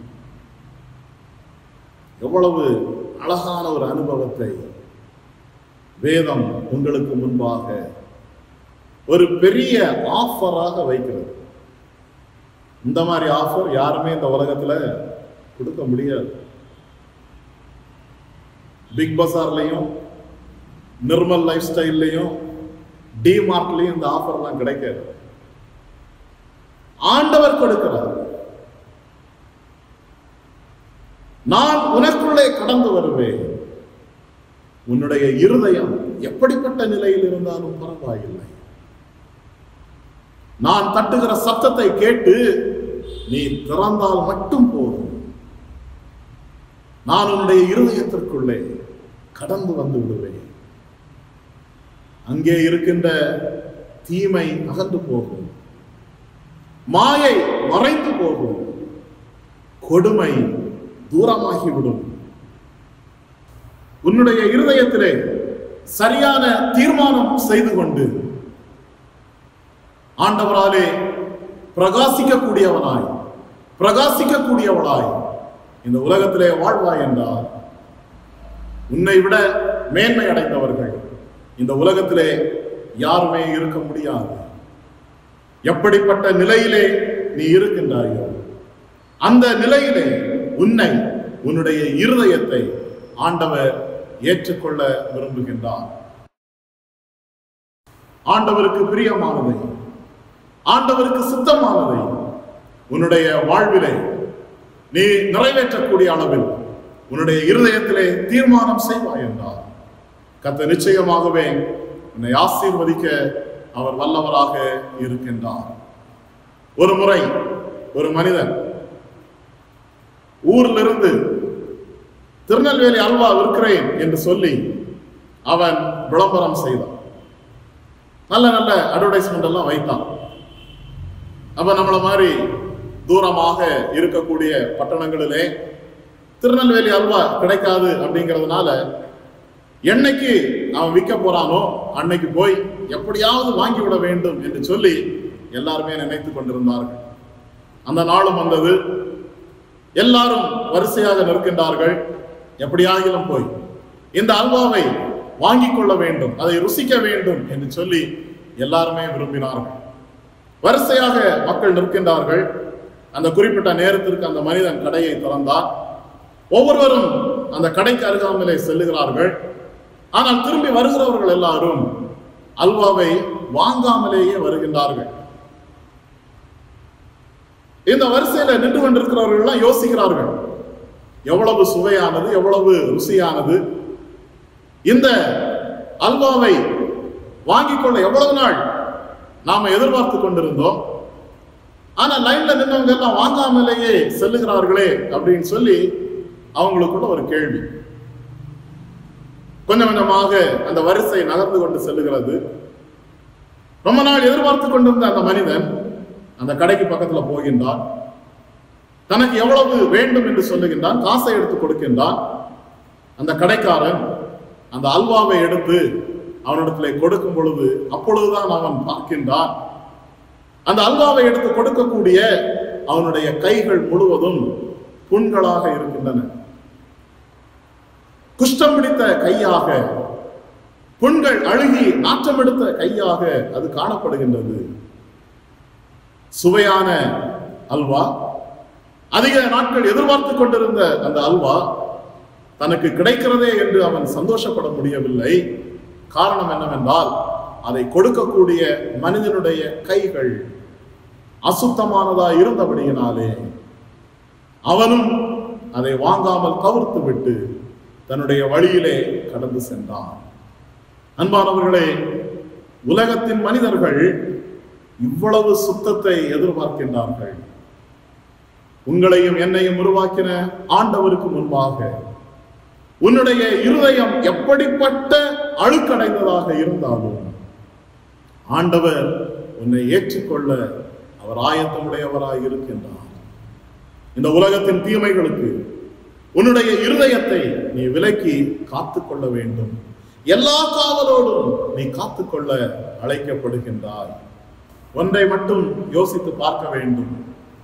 இந்த உலகத்தின் தீமை, இந்த உலகத்திலே காணப்படுகின்ற மாயை, இந்த உலகத்திலே காணப்படுகின்ற கொடுமை எல்லாம் உன்னுடைய இருதயத்திலே எளிதாக சென்றுவிடும். ஆனால் வெளியே திரும்ப வராது. அதை நீ எவ்வளவுதான் வெளியே தள்ளிவிட்டாலும் அது போக மாட்டேன் என்று அடம்பிடிக்கும். ஆனால் நன்மைகள், சிறந்தவைகள், நல்ல குணாதிசயங்கள், நல்ல பண்புகள் இதெல்லாம் இருதயத்திற்குள்ளே வெகு எளிதாக நுழைந்து விடாது. ஆனால் இருதயத்திற்குள்ளே அப்படிப்பட்ட சிறந்த பண்புகள் இருந்தால் இந்த தீமை அதை உடனே வெகு சீக்கிரத்திலே வெளியேற்றிவிடும். நம்முடைய இருதயம் நம்முடைய கட்டுப்பாட்டிற்குள்ளே, ஆண்டவருடைய கட்டுப்பாட்டிற்குள்ளே இருக்க வேண்டும். என் இருதயத்தை எல்லா காவலோடும் காத்துக்கொள்வதற்குரிய முயற்சியை நான் அனுதினமும் எடுக்க வேண்டும். என் ஆண்டவர் என்னுடைய இருதயத்தை காத்துக்கொள்ள வல்லவர். ஆண்டவர் எனக்கு தந்திருக்கின்றதான ஆவிக்குரிய மேன்மைகள், ஆவிக்குரிய படிப்பினைகள், ஆவிக்குரிய பயிற்சிகள் என்னுடைய இருதயத்தை காத்துக்கொள்ள வேண்டும் என்று சொல்லி ஆண்டவருடைய சமூகத்திலே இன்றைக்கு இப்பொழுதே நீ தீர்மானம் செய்ய வேண்டும். ஆண்டவருடைய கரங்களிலே நம்மை நாம் அர்ப்பணிப்போம். ஆண்டவர் நம்முடைய இருதயத்தை நேசிக்கிறவராக இருக்கின்றார். முழங்காற்படியிட்டு ஆண்டவருடைய சமூகத்திலே நம்மை ஒப்பு கொடுத்து நாம் செபிப்போம். ஆண்டவருடைய கரங்களை நீ பிடித்துக்கொள். உன்னுடைய உள்ளத்திலே ஏற்படுகின்ற எல்லா விதமான தீமையான எண்ணங்களையும் ஆண்டவருடைய கரங்களிலே நீ ஒப்பு கொடுத்து விடு. பவுல் அப்போஸ்தலன் சொல்லுகின்றானே, நான் விரும்பாத தீமையை செய்யக்கூடியவனாய் இருக்கின்றேன், விரும்புகிற நன்மையை என்னால் செய்ய முடியவில்லை. அப்படிப்பட்ட ஒரு நிலையிலே அன்பான வாலிப தம்பி, தங்கச்சி, நீ இப்பொழுது இருப்பாய் என்றால் ஆண்டவருடைய சமூகத்திலே உன்னை நீ ஒப்புக்கொடு. இந்த இரவு வேளையிலே ஆண்டவர் உன்னோடு கூட பேசி இருக்கின்றார். எல்லா காவலோடும் உன் இருதயத்தை காத்துக்கொள் என்று ஆண்டவர் உனக்கு கட்டளை கொடுக்கின்றார். தானியேலை போல சிறந்த விதத்திலே தீர்மானம் பண்ணிக்கொள்ளுகின்ற அந்த அனுபவத்திற்காக ஆண்டவரிடத்திலே நீ கெஞ்சி மன்றாடு. ஆண்டவரே, நான் உம்முடைய பிள்ளை, நான் உம்முடைய மகன், நான் உம்முடைய மகள். என்னுடைய வாழ்வு உமக்குரியது, என்னுடைய இருதயம் உமக்குரியது. இந்த உலகத்திற்குரியதாகவோ பிசாசிற்கு உரியதாகவோ என்னுடைய இருதயம் மாறிவிடக் கூடாது. ஒரு விசை என்னை கண்ணோக்கி பாரும் ஆண்டவரே, என்னை உம்முடைய கரங்களிலே அர்ப்பணிக்கிறேன் என்று சொல்லி ஆண்டவருடைய கரங்களிலே உன்னை நீ ஒப்புக்கொடு. பரலோகத்தின் நல்ல ஆண்டவரே, இந்த இரவு வேளைக்காக உமக்கு நாங்கள் நன்றி செலுத்துகின்றோம். அருமையான ஈசியை பாண்டூர் திருச்சபையின் வாலிப சகோதர சகோதரிகளுக்காக உம்மை துதிக்கின்றோம். தம்முடைய பிள்ளைகள் இந்த நாளிலும் இப்படிப்பட்டதான ஒரு சிறப்பான கூடுகைகளை பங்கெடுத்து ஆண்டவருடைய நாமத்தை மகிமைப்படுத்தும்படியாய், உம்முடைய வார்த்தைகளை தியானிக்கும்படியாய் எங்கள் ஆண்டவனின் கிருபை பாராட்டினீரே, உமக்கு நாங்கள் நன்றி செலுத்துகின்றோம். எல்லா காவலோடும் தங்கள் இருதயத்தை காத்துக் கொள்ளும்படியாகவும், அது நிமித்தமாய் ஆண்டவர் அவர்களுக்கென்று வைத்திருக்கின்ற ஜீவ கிரீடத்தை பெற்றுக் கொள்ளும்படியாகவும் கர்த்தர் நீர் அவர்களுக்கு உதவி செய்வீராக. இந்த உலகத்திலே எத்தனையோ வழிகள் உண்டு. ஆனால் ஆண்டவருக்கு பிரியமான வழி, ஆண்டவருடைய இருதயத்திற்கு ஏற்ற வழி எது என்று சொல்லி சோதித்து பார்த்து தங்கள் இருதயத்திலே தீர்மானம் பண்ணி கொண்டவர்களாய் ஆண்டவருடைய வழிகளிலே மட்டுமே நாங்கள் நடப்போம் என்கிறதான அர்ப்பணிப்போடு அவர்கள் முன்னேறி செல்ல கர்த்தர் நீர் கிருபை செய்யும். வருங்காலங்களிலே அவர்கள் எழும்பி பிரகாசிக்கட்டும், ஆசீர்வதிக்கப்பட்டு இருக்கட்டும். பெரிய உன்னதமான நிலைகளிலே தங்களுடைய ஜீவியத்தை அவர்கள் அமைத்துக் கொள்ளட்டும். எல்லாவற்றுக்கும் மேலாக நாங்கள் ஆண்டவருக்கு பிரியமானவர்கள். அவர் எங்களுடைய இருதயங்களிலே வாசம் பண்ணி கொண்டிருக்கிறார் என்கின்றதான அந்த நற்சாட்சியை பிரதிபலிக்கக்கூடியவர்களாய் கர்த்தர் தம்முடைய பிள்ளைகளை நீர் ஆசீர்வதிக்க வேண்டும். இயேசுவின் மூலம் தாழ்மையோடு ஜெபிக்கிறோம் எங்கள் அன்பின் நல்ல பிதாவே, ஆமென். God bless you. ஆண்டவர் உங்கள் ஒவ்வொருவரையும் ஆசீர்வதிப்பார். ஆண்டவருடைய நன்மையின் பாதைகளிலே கர்த்தர் தொடர்ந்து உங்களை வழி நடத்தி எல்லா மேன்மைகளையும் தந்து உங்களை பலப்படுத்தட்டும், ஆசீர்வதிக்கட்டும், உயர்த்தட்டும். மீண்டும் ஒரு விஷயம் உங்களை வாழ்த்துகின்றேன். கர்த்தர் உங்களை ஆசீர்வதிப்பாராக. ஆமென். கர்த்தருக்கு ஸ்தோத்திரம். நல்ல ஒரு தெய்வ செய்தியை கேட்டோம். கர்த்தர் ஐயா மூலமாய் நமக்கு ஒரு நல்ல ஒரு ஆவிக்குறையை மன்னாது அளித்தார். செய்தி கொடுத்த ஐயாவுக்கு நன்றிகளை செலுத்துகிறோம். கர்த்தர் தாமே அவர்களையும் அவருடைய குடும்பத்தையும் மற்றும் அவருடைய ஊழியத்தையும் ஆசீர்வதிப்பாராக. இப்பொழுது நம்ம ஒரு பாடலை பாடுவோம். பாடல் எண் 328, என்னை மறவா இயேசுநாதா என்ற பாடலை நாம் யாவரும் ஒன்றாக பாடுவோம்.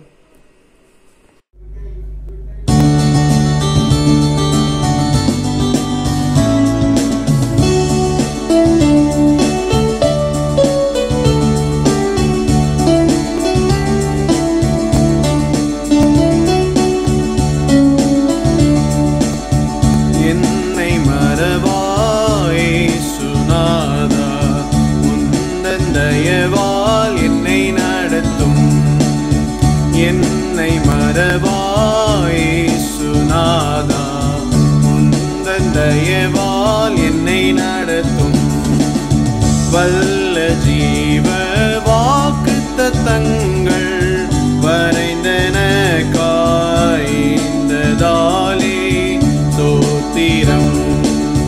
வல்ல ஜீவ வாக்குத்தத்தங்கள் வரைந்தனக்காய்ந்ததாலே ஸ்தோத்திரம்.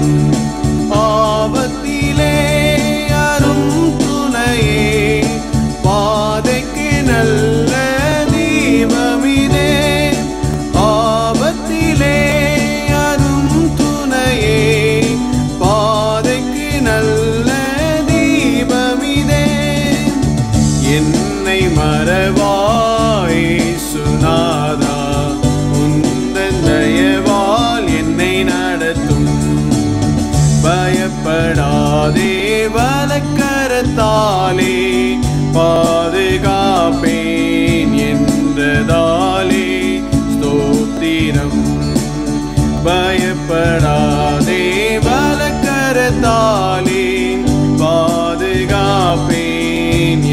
என்றதாலே ஸ்தோத்திரம்.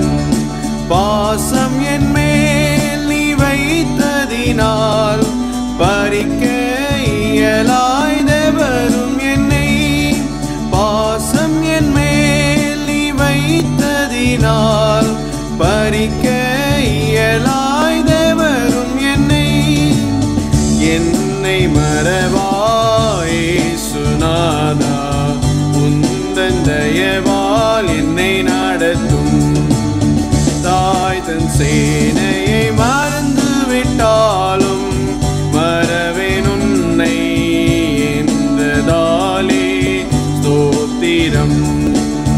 தாய் தன் சேனையை மறந்து விட்டாலும் மறவேன் உன்னை என்றதாலே ஸ்தோத்திரம். வரைந்திருந்தோம் உள்ளங்கையில் வல்லவாயந்தன் புகலிடமே. வரைந்திருந்தோம் உள்ளங்கையில் வல்லவர் எந்தன் புகலிடமே. என்னை மறவாய் இயேசுநாதா, உந்தன் தயவால் என்னை நடத்தும். என்னை மறவாய் இயேசுநாதா, உந்தன் தயவால் என்னை நடத்தும்.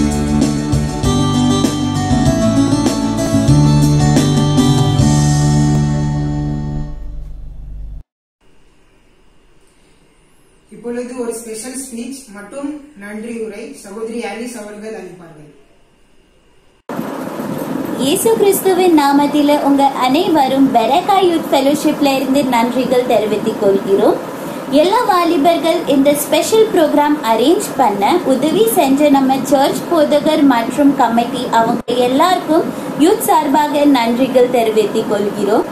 இது கம்ப்ளீட் ப்ரோக்ராம் அரேஞ்ச் பண்ணி எடிட் பண்ணி சாங் செலக்ட் பண்ணுறதுக்கு அதுக்கு அப்பால டெலிகாஸ்ட் பண்ணுறதுக்கு நம்ம டேவிட் அண்ணனுக்கு முக்கியமாக நாங்கள் எல்லாரும் நன்றி சொல்கிறோம்.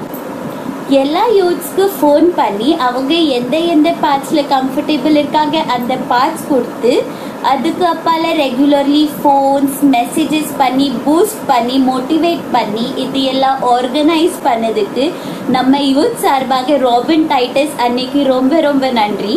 முக்கியமாக பாஸ்டர் கிங்ஸ்லி லிபின் ஜோயல் அவர்களையும் யூத் சார்பாக நன்றியும் வணக்கத்தையும் சொல்கிறோம். கர்த்தர் பாஸ்டரையும் பாஸ்டர் குடும்பத்தையும் பாஸ்டர் செய்த ஊழியத்தையும் கர்த்தர் ஆசீர்வதிப்பாராக. COVID-19 லாக்டவுன் சீக்கிரமாக முடிந்து எல்லா சபைகள் திறக்க நீங்க எல்லாரும் உங்க தனிப்பட்ட ஜெபத்தில் ஜெபிங்க. அதுக்கு அப்பால வெளியில போனா சானிடைசர், கிளவ்ஸ், மாஸ்க் எல்லாம் யூஸ் பண்ணுங்க. முக்கியமான வேலை இருந்தால் தான் வெளியில போங்க, ஆனால் போக வேண்டாம், வீட்டில் இருங்க, சேஃபா இருங்க. எல்லாரும் வீட்டு ரெகுலர்லி சானிடைஸ் பண்ணுங்க, சேஃப்லியா இருங்க வீட்டில். இது வருஷம் 2020 ரொம்ப கஷ்டமான வருஷம் இருக்கு. வெறும் COVID-19 மூலம் இல்லை, ஆனால் வேர்ல்டு வைட் ரொம்ப நிறைய இன்சிடென்ட்ஸ் ஆகிட்டு இருக்கு.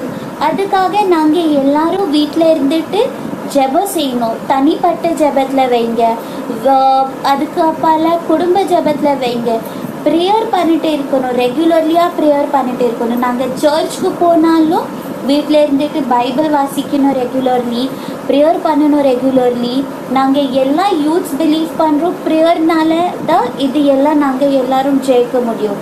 அதுக்காக வீட்டில் இருங்க, சேஃபாக இருங்க, ப்ரேயர் பண்ணிட்டு இருங்க, ஜெபம் பண்ணிட்டு இருங்க. ஜெபத்தினால் நாங்கள் இது எல்லாம் சீக்கிரமாக ஓவர் கம் பண்ணிடுவோம். கர்த்தர் தாம உங்கள் யாவரையும் ஆசீர்வதிப்பாராக. கர்த்தருக்கு ஸ்தோத்திரம். இந்த ஆராதனை முழுவதும் கர்த்தர் ஆசீர்வதித்தார். அதுக்கு கர்த்தருக்கு கொடானுகொடி நன்றி செலுத்துகிறோம். இறுதியாய் நம்ம திருச்சபையின் போதகர் பாஸ்டர் டேனியல் சினு ஐயா அவர்கள் ஜெபித்து ஆசீர்வாதத்தை அளிப்பார்கள். அதைத் தொடர்ந்து நம்மளுடைய தேசிய கீதத்தை நாம் கேட்போம். அல்லேலூயா.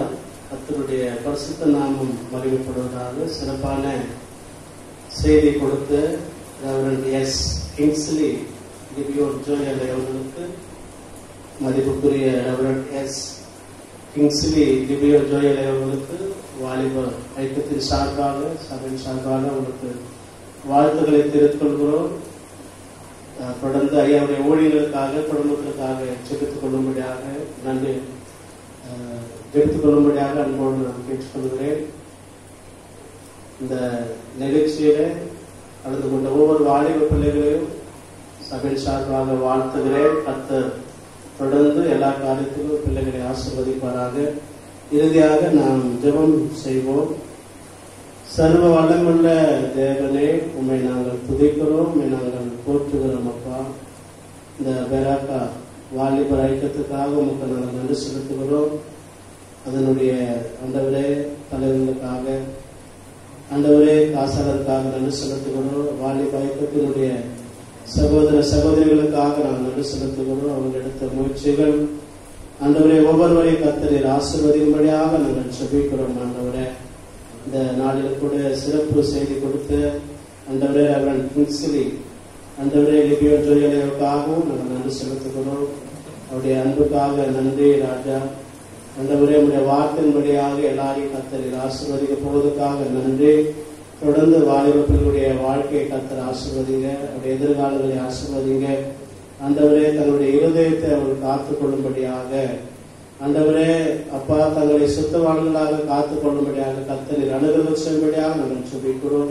வாலிபன் ஆண்டவரே வாலிப பிரியாயத்திலே உம்மை நினைக்கவும் எப்போதும் ஆண்டவரே உம்மை நினைத்து வாழ, உமக்காக வாழ, உமக்கு பிரியமாக வாழ கர்த்தர் உதவி செய்யும்படியாக நாங்கள் ஜெபிக்கிறோம். அப்பா ஆண்டவரே அந்த ஆராதனையில கலந்து கொண்டு சகோதரர்கள் ஆண்டவரே சகோதரர்கள் செய்த ஒவ்வொருவரையும் கர்த்தர் ஆசீர்வதிங்க.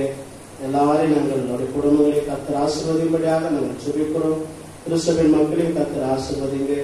எல்லாரையும் கர்த்தர் ஆசீர்வதிக்கும்படியாக, மூப்பர்களை ஆசீர்வதிக்கும்படியாக, சிறு பிள்ளைகளை ஆசீர்வதிக்கும்படியாக, எல்லாரையும் கர்த்தர் ஆசீர்வதிக்கும்படியாக நாங்கள் ஜெபிக்கிறோம். அப்பா ஆண்டவரே ஒப்பு கொடுக்கிறோம்.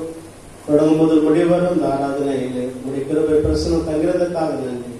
இயேசு மூலம் வேண்டுகிறோம் நல்ல பிதாவே, ஆமென்.